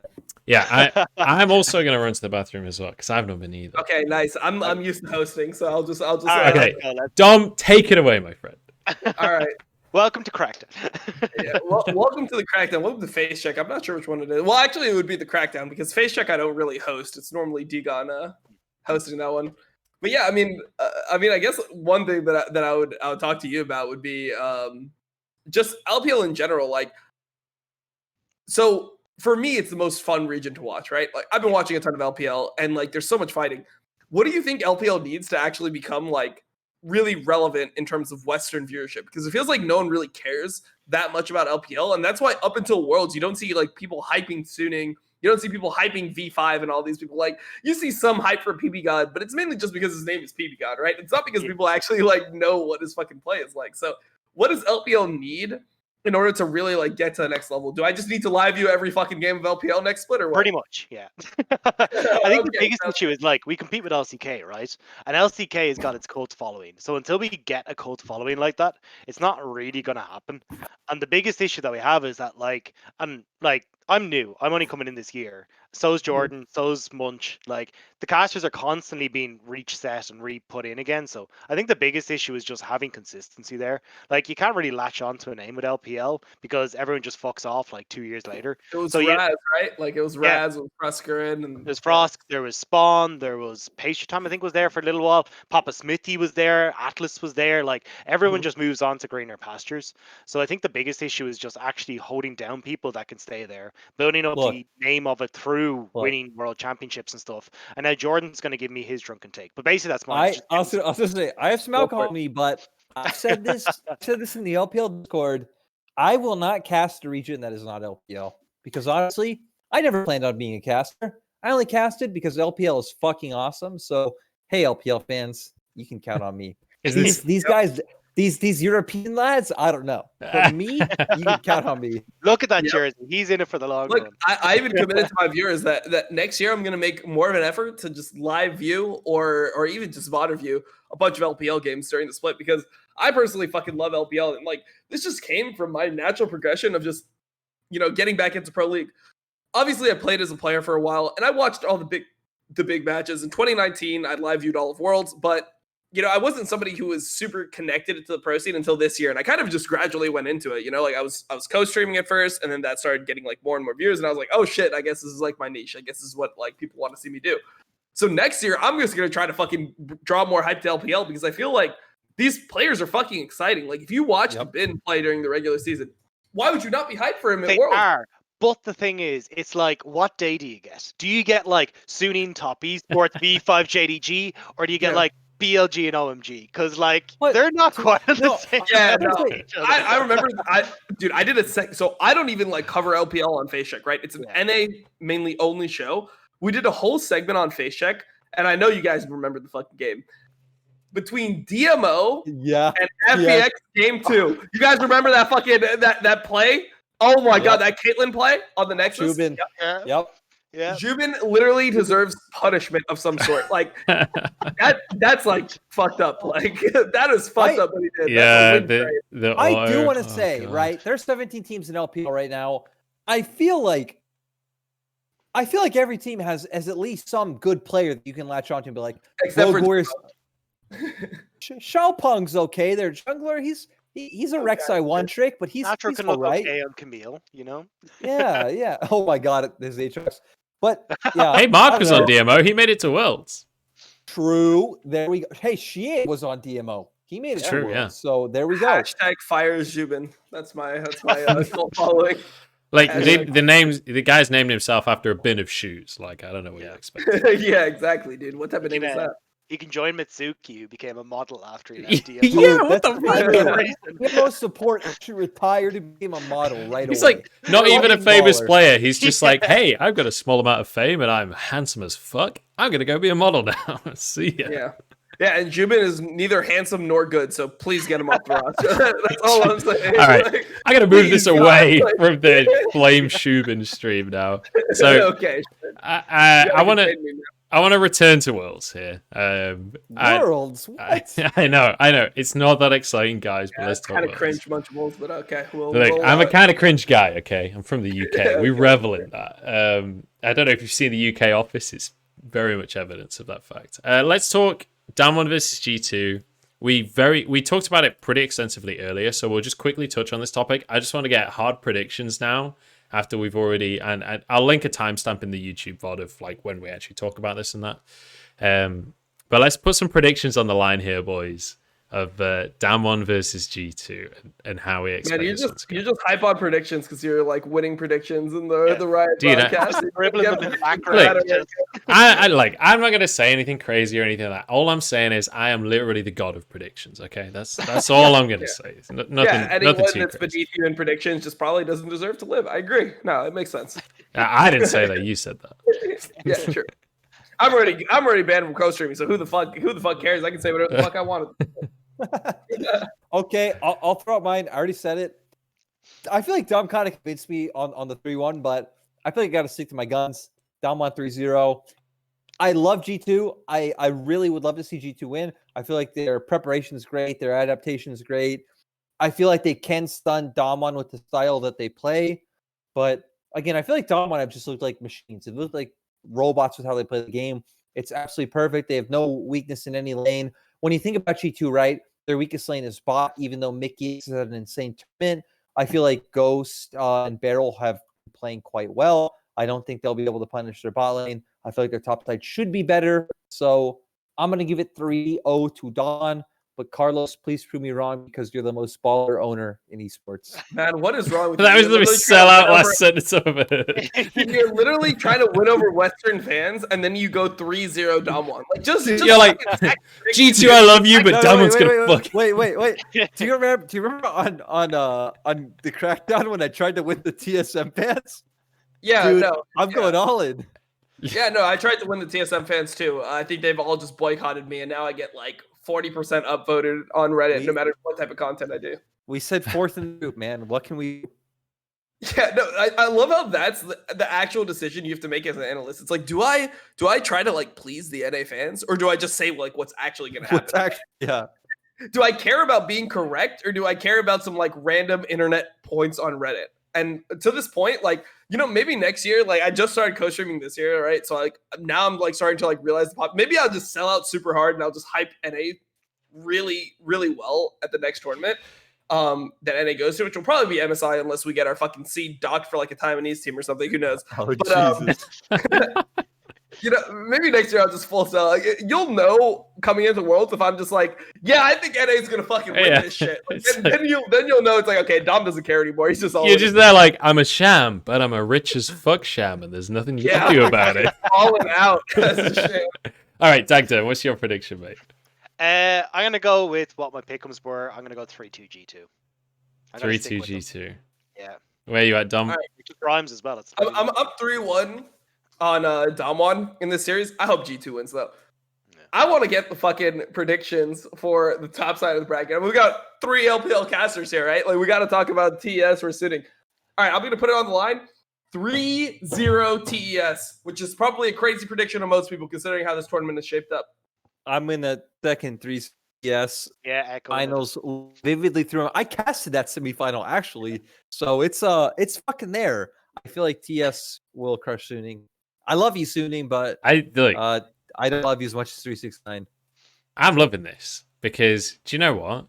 Suning have been underestimated at every single fucking step of the way. Even in the regular season, they were underestimated. Nobody was predicting them, even when they were crushing every other team. Can I interject real quick? Did you know they actually 10 out of 11 last series, and their only loss was to guess who?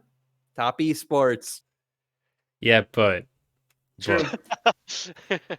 obviously, Top Esports have had a pretty good track record against Suning. I'm not going to deny that. But like when we look at what the expectation of Suning has been, basically for the last 6 months, versus what has actually happened, Suning have outdone expectations every single fucking time. And like, even if Suning doesn't win the series overall, like I do not believe that Suning doesn't get a single game. First off, like even outside of Suning, I don't believe Top Esports is capable of winning a 3-0 series. Like I don't believe this team is capable of winning 3 games in a row without fucking trolling something. Like it's just not possible. Just don't draft like fucking animals for once. No, but they will. No, but they will. But they didn't before, right? Like before you watch like drafts and like finals, it was like some pretty serious shit. It's like, okay, Renekton in Italy, okay, Zoe on 3.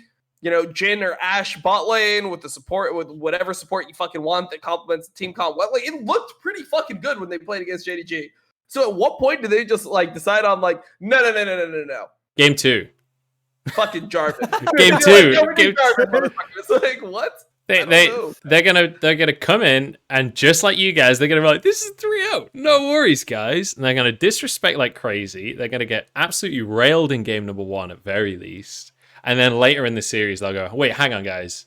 We might actually have to try here, which has been literally Top Esports in a nutshell the entire year, pretty much. I expect you have like a logic. You know, your reasoning seems plausible to me. I mean, I don't think DS cannot track monkeys for at least one game. I do think that's plausible, but I still think even if they draft like monkeys, they will beat Suning. I feel like regional matchups are always more predictable. I don't want to say one-sided, but you know, one-sided, right? Like these teams know how each other played. We saw today all the tweets going out. Carson actually went out to dinner with Sora today. They're gonna play each other in like 3 days. So I feel like these players know each other way too well. I think it's going to be 3-2 Suning in the end. I think that Top Esports are going to underestimate them. And I think that Suning is going to get a win, maybe 2 free wins. And then Top Esports is going to try and fuck around, and they're going to realize that they can't do that against a team like Suning. I didn't realize you wanted to stay as a play-by-play caster so bad. Like, all right, good to know. Good to know. Look, it's been working out for me so far. Okay, man. Your predictions were doing so well. Like you could have literally just snowballed it and just, like, taking Lyric's job. But I guess you just stuck to the play-by-play. Like, I'm just gonna come back to this conversation in like a week's time, dude. Just you wait. Maybe, I just want to say, I told you like 2 months ago, you would be a better color caster than me. You were proving it until this prediction, my dude. You were proving it until this prediction. Listen, right? How could you possibly know that I was proving it until this prediction? When if I'm a better color caster than you, maybe I've got the right prediction, mate. Maybe this prediction is what proves it for all time, and I take your job. Did you watch semifinals? Oh wait, you casted it with me, motherfucker. Oh, wait. Actually, I don't think you did. I'm wrong. I honestly don't even remember at this point. It feels like a long time ago. Well, that's semifinals predictions done and dusted. We're about an hour and a half into the show. If you guys are up for it, I was going to suggest for the first time ever on Bevvies with the Boys, if you guys are down, I was going to throw it to chat to ask a couple of questions and get some opinions. Look, it is 4:30 a.m. I'm a little bit buzzed. I'm up to keep going. Do whatever you need to do, my man. Yeah, no, I'm down too. Hold on, let me check my door. I think I ordered food, so I want to see if it's just like sitting out there. 1 second. Oh, good, man. All right, so Dom's gonna grab some food. I'm gonna go grab another beer. Chat, let us know what questions you've got, and we'll keep this conversation rolling a little bit. And I give us some spicy questions as well, because I want to know. I want to know what's going through your minds right now. I'm already in. I want to come back to something you said though. What? I 100% believe that if V5 had gone to Worlds over LGD, they would actually be sitting in semis. I actually agree. Like, yeah. I mean, I feel like, okay, chat, probably you're and you're like, the fuck is that? Who the fuck buys that LPL after saying V5 in semis? V5 were dude. V5 had a mediocre top laner, a mediocre carry, but best junk support outside of the top teams. Better than Soon, better than ADG. So that's top esports. You get a little Robotronic there, Lyric. You might want to give that one another go. Dude, I just want to blame internet. But yeah, definitely I think V5, if they'd made it. Wait, Shanghai kicked up, chat agrees. Look, if that's not a thing of beauty, I don't know what is, you know? Beautiful. I'd let you pour. Damn. Beautiful. That's a true alcoholic right there. Look at that glass. We have about 10 pint glasses in the cupboard. There is a thin line between connoisseur and alcoholic, and I like to think I ride that perfectly, all right? Yeah, you got to. This is one of the fences that it's good to sit on, okay? No, my fucking alcoholic level is just dog shit right now. Like my tolerance used to be so good in college. Now I'm 4 White Claws deep and I feel it like pretty heavy, you know? Whereas before, like in college, I literally was at the point where I would never get a hangover. Didn't matter. I could drink until I threw up, never get a hangover. You know, it was the glorious state of just alcoholism. I do think part of that, especially the hangover part, is being young as well. Like I think the recovery speed is a lot better when you're young. All right. So let's hit up some of these questions. So I'm seeing a couple of people asking about Fnatic Bjergsen. I've not heard any rumors about this. I've not seen this before. Like, what do you guys have you guys heard? Dude, I want to hear Dobbs' take. I want to hear it. He looks prime, dude. I don't want to hear. I don't want to even hear my own take because the thing is, like, I'm friends with Bjergsen. I've always been good with him, but at this point, like, at what point, like, dude, he's definitely not in the prime of his career. Why would Fnatic go for a player like Bjergsen? I feel like they had the perfect angle that they did before, where they went for like a young and you know which you know ready they did with mid-laner. Reckless as well, by the way. Yeah, of course. But I mean, Reckless was kind of a proven quantity. Like, I mean, I guess if you're talking about season 2 when he just came in to like IPL 5, at that point he was unknown. But when they really like decided on him, season 4, like he had already like everyone just knew he was going to be one of the best carries in 80 carries in Europe. I just feel like you don't want a player like Bjergsen on a on a team that's trying to win a championship right now. Like I feel like Bjergsen, he's good. He's gonna do like he's gonna do what he does, but he's past his prime. You know, he's not gonna win you a world championship. Like I don't think there'll ever be a point where I'll consider Bjergsen better than Caps. Like that just it is what it is. You know, like I feel like it just is like he's reached his limit. He's on the decline. That's fine. He had a really good career. He's like one of the best Western players of all time. He's probably the best Western player, in my opinion, of NA ever. I put him over Double Lift, etc. But he's not the player you want. Like, I feel like if you're Fnatic, you did the right thing the first time going with Nemesis. You just got to try to find somebody else because Nemesis didn't work with your team. Maybe somebody that is more aggressive, naturally speaking. Because the problem with Fnatic when I look at them is that they have like a 2v2v1 in voice comms at all points, right? And if you've watched their mic checks throughout the year, it's very evident. I just saw the Omega nod from Jordan here. He agrees. Dude, it's fucking true. It's literally a Blippo and Hilly versus Nemesis and Reckless versus Selfmade, no matter what point you get into every voice comm. Like, Selfmade would be like, go in, you fucking virgins. And then Hilly will like be like, all right, like let's fight around the fucking dragon. Like, okay, we can go here. Like they're fucking they're inting. And then you have like Nemesis and Reckless like, back the fuck off. Like, everyone run. Like, it's crazy how that shit works out. And it's like, you can't even get to the same conclusion. You can't even improve it as a team when that ends up being how your voice comms look, because the players have such a different, distinct style throughout all the players. Like if you have 4 players that want to play one style and one player that wants to play another, then you can kind of like, you know, you can work it in. You can get that other player to adapt to what the rest of the team needs. But when you're playing in a team like Fnatic, where it's like a 2 versus 2 versus 1, where there's 3 different opinions of how the situation should be played, naturally, you don't improve that fast because it's so rare that you get into a situation where all 5 members are on the same page. And then they can learn from what happens in the situation. Because, like, when you watch Fnatic play, it feels like they're always on different pages. Like, even if they decide, like, Hilly goes in, Bubba goes in, and they decide to fight it, it's like Nemesis and Reckless won't fully commit. They'll always play it. And through their play, you can see the skepticism. You're like, these motherfuckers don't actually want to fight, do they? Like, they really don't want to fight. They're being forced to fight because they see their whole team going in. But do they really want to fight? Are they, like, flashing forward? Reckless got better about this throughout the year where he just follows Hilly no matter what. But as a team, it's just not cohesive. And I feel like that's not a team that's going to win Worlds. So you need to make roster adjustments in order to actually like have that team succeed. I remember, just real quick, Robbie, can make your there was a clip that got uploaded to Reddit once where Hilly was going in and engaging in a team fight as Reckless was like backing and trying to recall. Like they never looked like they were on the same page with what they wanted to do. It was always really disappointing. And I feel like Fnatic, I guess, just in a conversation we're having, but for next year, right, they need to decide what do they want to build around. Do they want to build around these like crazy aggro players like Blippo and Hilly? Do they want to build around Selfmade, maybe the best option, who's really good? Or do they want to build around someone like Reckless, who is more tempered, but obviously in that quarterfinal, fucking insane. So Reckless is a beast, bro. I think the Reckless, like, let's go with him, man. Go for it. I have a bit of a spicy take for this one. I think that Perks is going to get fed up playing AD carry on G2. I think we've already seen with Caps and Perks swapping all the time. I think Perks leaves G2 in the AD carry role and goes mid lane for Fnatic. No fucking way, dude. No fucking way.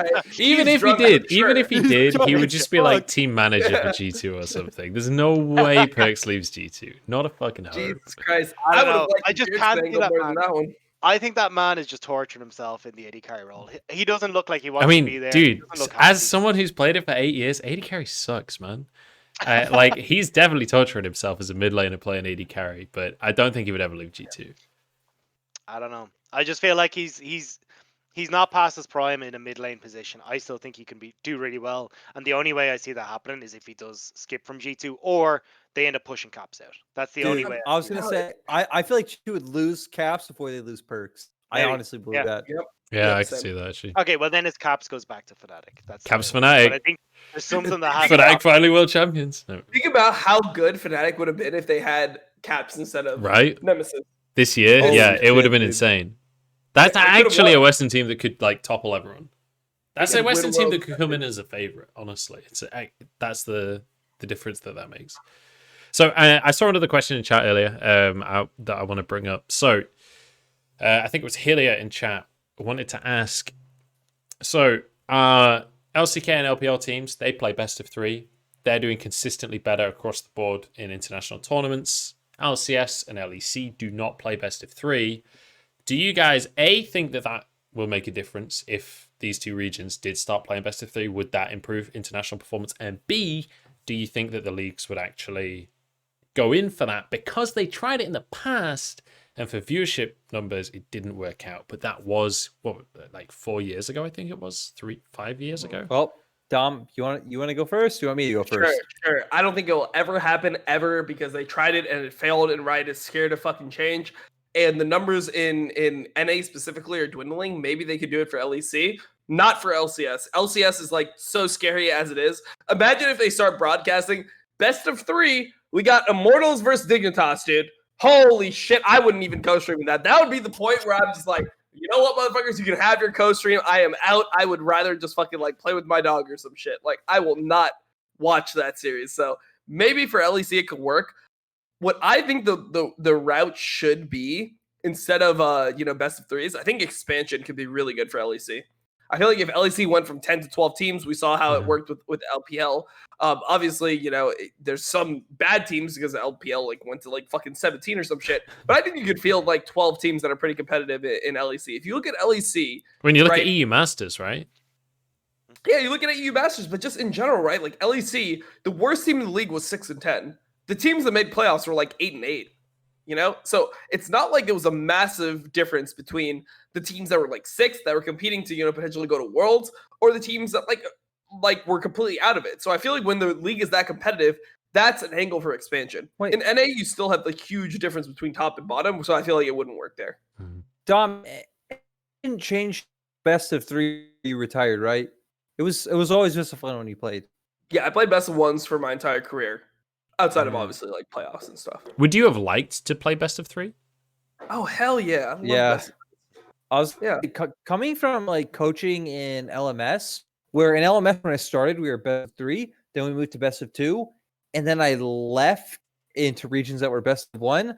Best of 3 were by far the best, but I even felt like no matter how much EU fans meme best of 2 is better than best of 1.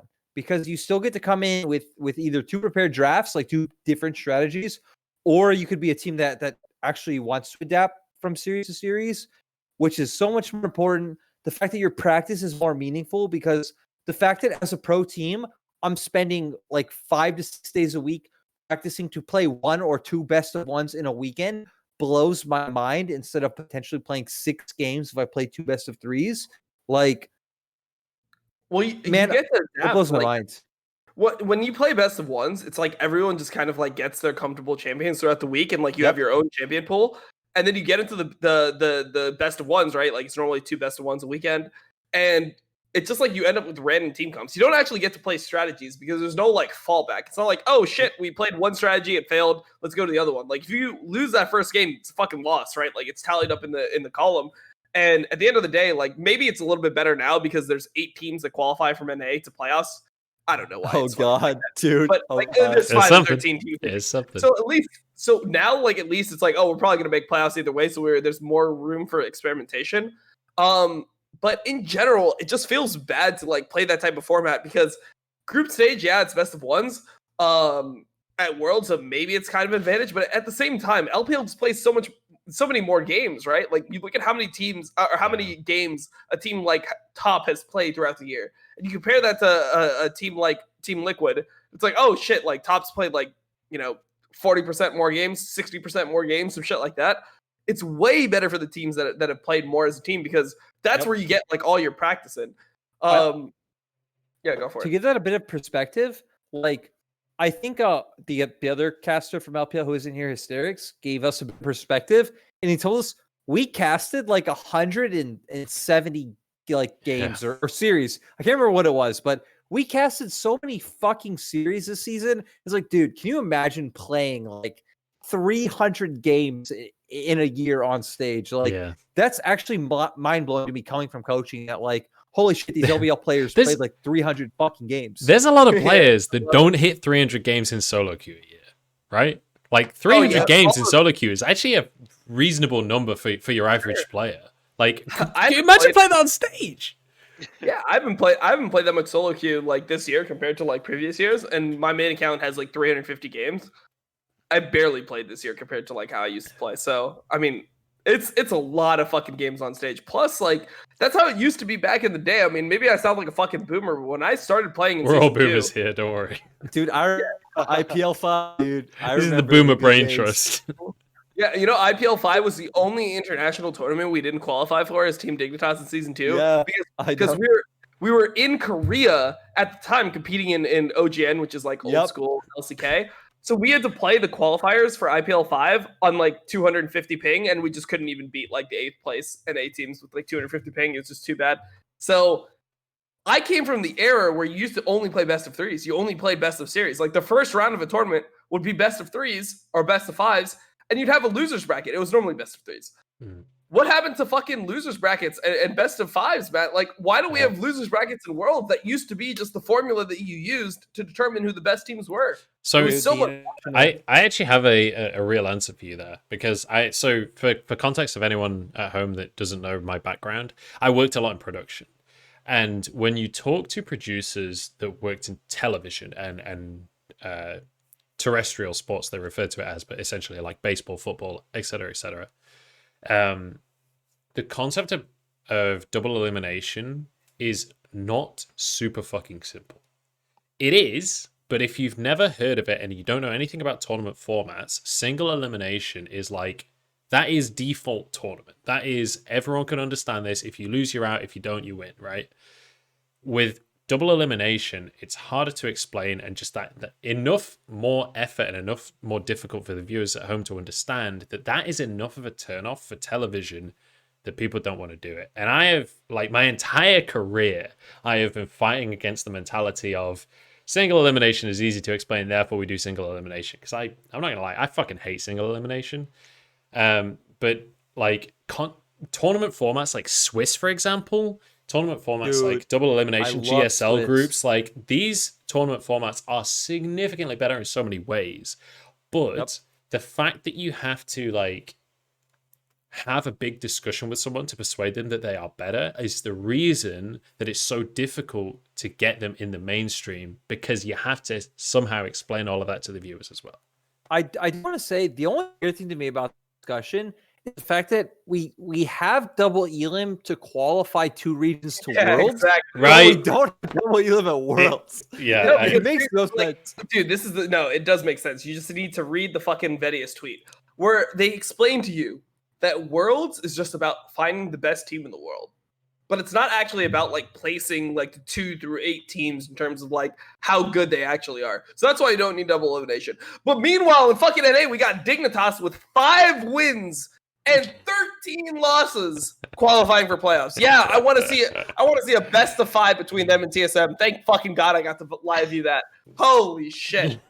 Great logic. I love it. All right. I actually watched those games, like the lower teams in NA playoffs. Why? And, dude, I don't know. I'm asking myself that. I came from that. It was a long weekend, let me tell you. His favorite team from spring was V5, the team that set the record for the worst loss streak in LPL history. Is the team that Lyric was all history, wasn't it? Dude, Yeah. Mole is a fucking beast. Mole's a top 5. Did he play like 9 roles or some shit? He played 9 roles. 9 out of the 5 roles, yeah. Dude, and there was Nico in all of them. Dude, he played all of them. Mole's fucking amazing. You can't convince me otherwise. V5 jersey on right here. They are the 4th best LPL team. LGD, you stole my boy's chances. Like, let's move away from the Church of V5 here. Dom, what were you going to say? Well, I was just going to ask, how the fuck do you get V5 merch, man? These LPL motherfuckers that send you with me, man. You got to be in China, so I got to go to China. Oh, my God. That's tough right now. I'm not going to lie. That's a challenge right now with the way the world is. So I want to throw to a third question. I saw it in chat. I'm not going to lie. I don't know who asked it. I saw it in chat about an hour ago. So there are rumors that Shadow potentially could go to the LPL. And I want to get your guys' takes on, first off, how Shadow would do in the LPL. Second off, if you think that, because if I'm not mistaken, that would be the first ever Western transfer into the LPL. So I do want to add, I know, I think Peter Dunn said it right. He tested 4 LPL teams. He actually has LPL residency from what I understand. Yep. So he actually counts as in EU. But Yeah.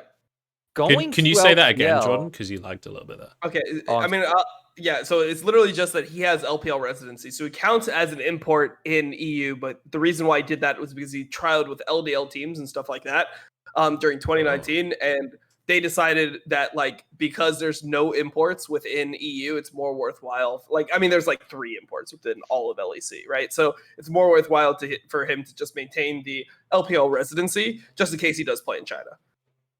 Got it. Okay. So, and going back to your question, I think it would be hard for him to play in China. Though I think he's good, right? He had a good year. I think it kind of sucks to just judge him on his bad Worlds performance. It's disappointing, right? It seemed like he had a champion pool issue at the end of the day, but right, guys, I mean, we've watched LPL all year. I feel like every LPL team has a decent to good jungler other than LNG. I feel like XX is the only jungler in LPL that I can say I think this guy's bad. I even feel like DMO, right? Maybe OMG. No, but I think is... I think Hacker's fine. Like Hacker's like fine, sure. Like could you replace Hacker, Xiaopeng, like a couple of these guys with Shadow potentially to be an upgrade? Sure, but honestly, jungle was the best role in LPL this year. Every year it's been 80 carry, but this year it was jungle 100%. You looked at jungles like Wei, you looked at Ning, you looked at Junjao. What about Meteor, bro? What about Meteor? Meteor was like one of my favorite junglers in the league. Dude, Meteor was great. I thought Meteor was basic. Like that was the problem here. You go to like the 13th place team, dude. You go to Rogue Warriors. Rogue Warriors were 15th. Haro is still fucking insane. Like junglers in LPL, I feel like are cut from a different cloth this year. Yeah. What about when you get to the bottom of the barrel in NA? We got Smithy. Yeah, he's 75 years old, but he's still competing. Like he's there, 10th place in NA. Listen, right, when Sejuani comes back into the meta, man, he's fucking there, you know. Dude, I don't want to. The screenshots are ready. Do you guys remember the Smithy Sejuani meme where it's like every time you miss an ulti, it was Smithy? I actually was playing in the best of 5 against Smithy's team when he missed all those ultimates. Like I literally watched all those just go straight past me in the games. I was like, oh shit. Was it so? My question is, was it a meme like within your comms during that series? No, it was just like we just flamed him like permanently. We're like, this guy just like he literally just missed every Sejuani. Because the thing is like Sejuani was super broken, right? It was Cinderhulk meta. So we would just get Sejuani and we'd win, and then they're like, we're gonna take away Sejuani, and they just lose, and they gave us back Sejuani, and we just won again. And I was like, okay, this team is just bad. So we were like I remember Piglet was just flaming double lift in the comms the entire time. He's like, this guy thinks he's good. Like, holy shit. There's some recordings of it somewhere. I remember hearing it. Holy shit, dude. Jesus. These are the stories I wanted. Was this ever uploaded? This is why we need him on this show. Mate, you should upload. If you've got that video somewhere, you should upload that shit. No, it was in our video series. It was you will only yeah. I remember. Get this recording if everyone tweets at Riot to give Dom back his co-stream. That's how we get access. That's the only way. It's the only way. I honestly think we're getting further away from it than closer to it based on my interactions with Riot casters recently. I mean, luckily, like LPL is just some like it's like this whole like different area where it's like you guys are kind of affiliated with Riot, but at the same time you're not like forced to hate me. Like direct Riot shit is just like they're just coming at me as a fucking whole. Like all the casters are banding together like fuck this kid. Like we're gonna take him down ourselves. So I mean it's rough out here. I want to throw out anyone who gives viewership not just to LPL but puts like viewership on like lower tier, whether it's casters, content creators. In my opinion, a good person. Dom, you do that. You're fucking awesome. Agreed. Thank you. I appreciate it. Dom, the fact that you're even on this show with us mere plebs, like this is not a show that gets a lot of viewers. Let's be realistic here. That says a lot about you as a person. So thank you for joining us. I like getting drunk and talking about League. It's fucking awesome. Me fucking too. That's why I started the show. Pretty good. Yeah. Sounds good to me. So there's one question that has been fucking spammed in the chat. So I'm just gonna bring it up with you guys. I don't know, like I feel like I'm out of the loop with rumors and shit, but everyone is asking me about IG upset in the chat. IG upset. So guys, is this a rumor? Like, do you guys know anything about this? What are your opinions about this? I'll say this got posted on I think a month or so, where you saw it was Upset's agent message him on Twitter that IG are potentially interested in him. I think this would be a weird choice, man. Like, China has so many players. I don't understand why we would import. It doesn't make sense to me. Upset's good. He's fine. Like, I'm sure he would do good in LPL, but He doesn't I speak don't Mandarin? think it makes. Yeah, and I tuned into Just Dom's throw it in there. stream earlier for 1 second, and I learned that the quality of certain champions like Renekton is how good you speak Mandarin. So I don't know. I have a lot of like hype. Graves Yeah, too? there could be certain AD carry champions that, depending on how good you speak Mandarin, is how good you play. So Yeah, it's I don't know Ezreal. if I agree with this I'll tell move. you. It's an Ezreal pick. That's what it is. I feel like there's a significant chance that G2 as a team speaks Mandarin. I'm just going to throw that out there. Because I feel like they're the Dude, only what's team outside of Renekton, China dude? that can play that shit. Yeah. I don't know, man. I think that it could make sense. I mean, IG's 80k Puff, and he didn't do it for me. I would say I would take Upset over him. He had some good That's all. Do you series. remember? Do you remember the LGD series where Botlane got shit on every single game, and Mark got to be everywhere with Peanut, making his Nidalee, and his Nidalee was great. Peanut's Nidalee, and that series was amazing. Leona, Marcus played Leona every game. He was always there, dude. He was always right next to him because their bot lane sucked. Kalista against Ezreal, they lose. Ezreal against Kalista, they lose. They lost everything. It blew my mind. And Ning got all the blame for it.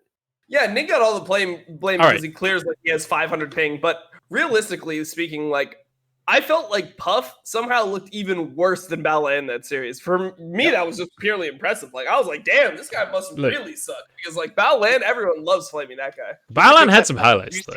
Did you see the Ningle challenge that came out? Yeah. Oh Yeah. I do want to highlight. That was hilarious. I did it myself, and I was able to hit 250, and this guy did it 258. Like obviously, he's just playing in a pro game, and he's like tabbing through his lanes and stuff. But like that was a pretty atrociously bad clear. Like you have to really try hard to fuck up that clear. I just find it hilarious that the Chinese community is like, let's just quickly check what his clear was on this champion so that we can flame the fuck out of him on wave. I do want to highlight. I'll let you go, Tom. No, I was just saying, like, I'm drunk right now. Put me in a fucking practice store right now. I'll clear faster than that. Like, that is just a disgusting clear that Ning did there. Like, that was an atrociously bad clear. Dude, I'll give it a go. I'll give it a go. I want to go back to the Balan point. The only funny thing about Balan, there was one Nautilus game where every single Q hits the terrain right next to the fucking enemy team. And it's like, dude, it just looks so bad. He always queued into LGD and gave them a free kill, but I agree with Dom. I think Puff was worse than Balan in that series. But again, Puff kept getting like stronger matchups and kept losing lane. It made no sense. Let me just throw something into the conversation here and just like it's like a juicy little bit of bait. Let's see if the Sharks attack it. What about if Hope joined IG? Where would you stand on that? Because Hope was like the Dom, wait, Dom, did you watch any EDG? I watched some EDG, but I wasn't really impressed. So I don't have like a good opinion on Hope. Like it's like the same way that people like randomly were hyping like Mystic in Africa, where like I saw him play and he was okay, but like the team was just not good enough to compete with the top teams. So I didn't actually care that much. Like I don't have a good opinion of Hope, I would say. So Hope in spring was really good.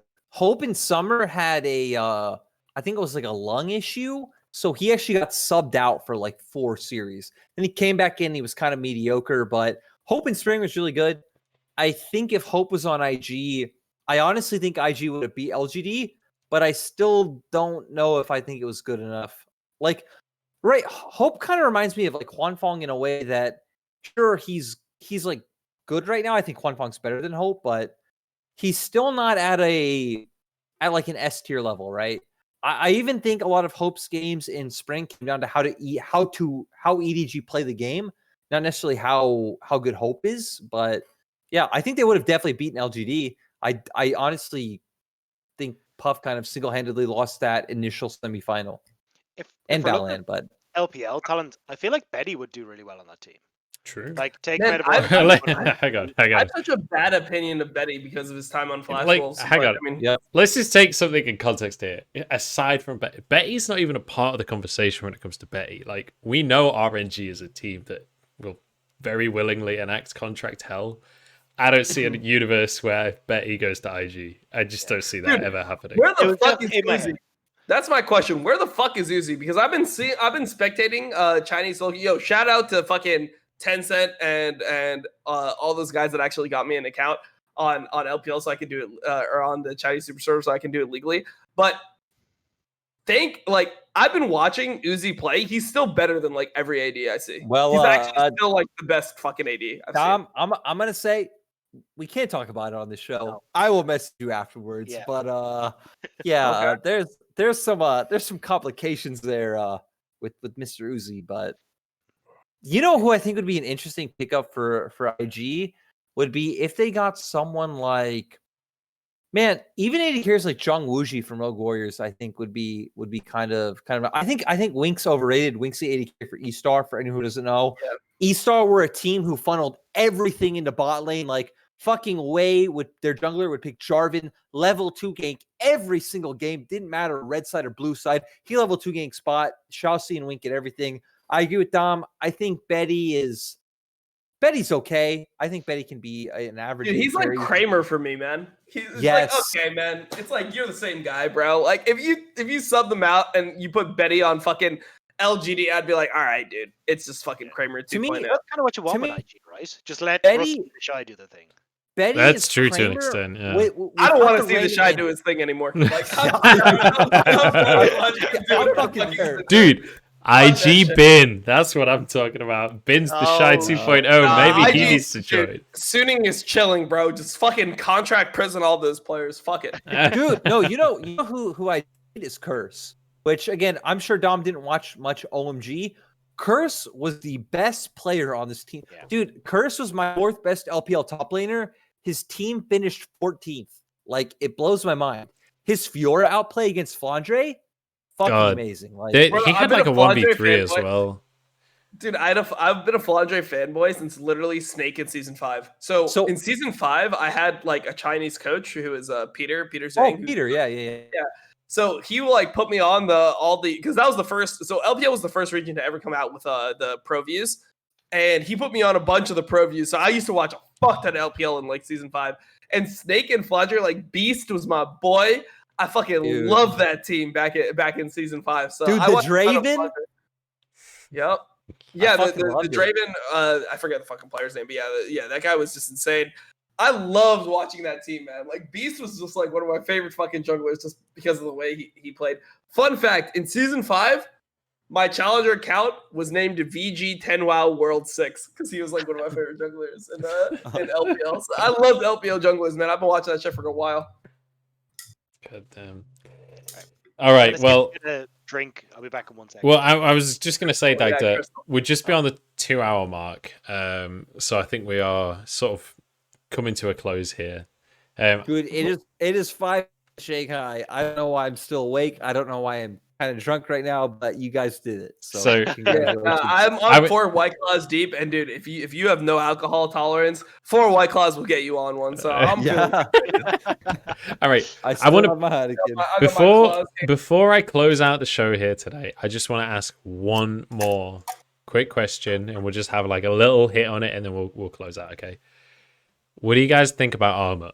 Because Armut had a fucking amazing tournament at Worlds, and there are rumors about him joining the LEC. I'll start because again, so I coached Flamingo last year, and we actually played against Armut. We played against Royal in our group. We beat them the first time. We lost the second, lost in the tiebreaker. Breaks my heart. Shrimp was a fucking god, but I think Armut's really good. Armut's been at the top of US solo queue for a long time. He plays carries. He plays tanks. Dude, watching him in that series against Mad Lions, well, the Malphite, dude, the Malphite 2v1 when he dove turret, almost killed both of them. Was laughing his ass off. It blew my mind. This guy is just so fucking good. I'd be excited to see him in the US, like in LEC. Yep. I'm just kind of scared about his like carry potential. Like a lot of the games where he popped off in, he's playing Sion, he's playing Malphite, all those types of picks. Shen, etc. Wukong was obviously his famous carry pick.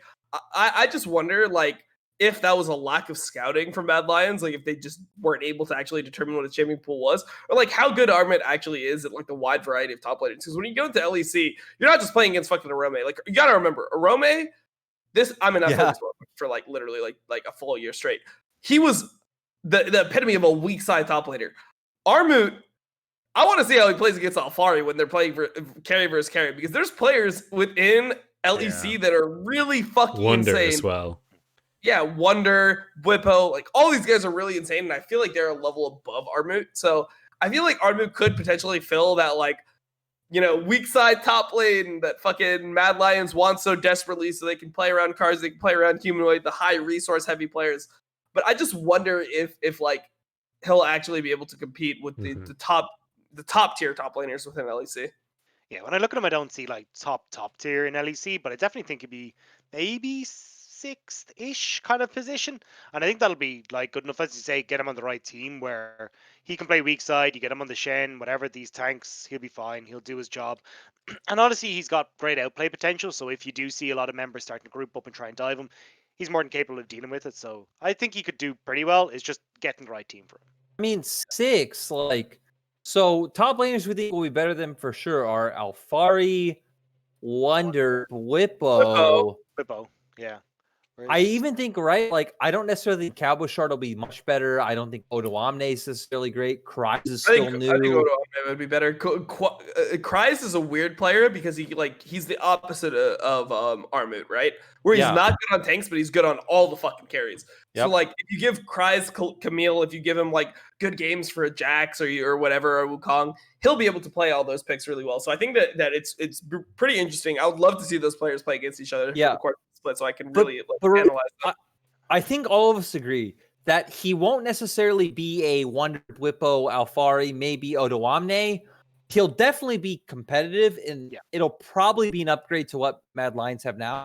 So yes, bro, my ball sack's an upgrade to what they have right now. Like, come on, dude. Come on, Romeo, dude. I've been wait. Like, It's okay. So are you Shubin in LEC top lane? Yeah, maybe I'm not gonna lie. Put him in the Galen top. At this like, point, I'm just really interested in what Dom can do with his ball sack at the top lane, because that's a whole different stream. I don't know if that's allowed on this website, but I'm interested. On this website. We can set up a chatterbait link, and we can see my OnlyFans. That's right. True. OnlyFans probably monetize better. Yeah, no, I'm down with that. All right. Well, on that one, I think that's about the last topic of the night. So, thank you, gentlemen, for joining me here. I'm just going to do a quick whip around. Give us a shout out to your socials, to whatever you're doing right now. We'll go Jordan, then we'll go Dagda, and then we'll finish on you, Dom. Okay, so there unfortunately sucks.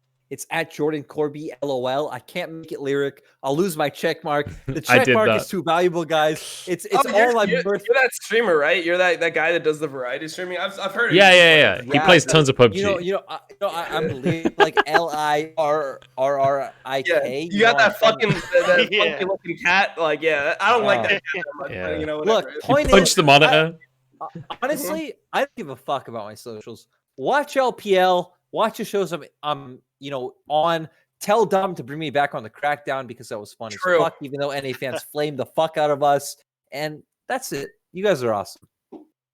Nice. All right, Dagda, you. Twitter is DagdaCasts. I will start streaming at some stage, possibly. But that's kind of it for me at the moment. And watch LPL, watch Bevvies with the boys, and we'll keep this going. What a gamer. All right, Dom, finish us out here. I live you a bunch of League of Legends and Flame players. If you like seeing the more harsh analysis and commentary that you can't really get on the broadcast, you can always watch my live views. Twitch.tv/IWDominate, IWDominate LOL on Twitter. And then I just upload like highlights and stuff to YouTube, IWD clips, and IWDominate LOL on YouTube. Yep. Great. Well, gentlemen, thank you very much for joining me. This has been Bevvies with the boys. I've been Munchables, and these guys have been the boys. We're going to close it out here, so make sure you follow them all on Twitter, follow them on whatever other social medias. This VOD will be uploaded to YouTube after the show today. I'll set it up, exporting immediately, so please do check that out. Go and subscribe on YouTube if you missed half of the show, because it's been a fucking spicy episode, I'm not going to lie. Dom has thrown some hot takes in there, that's for sure. But that's going to be it for us. Thank you very much for watching. Thank you for joining, guys, once again. And we'll see you next week after the semi-finals.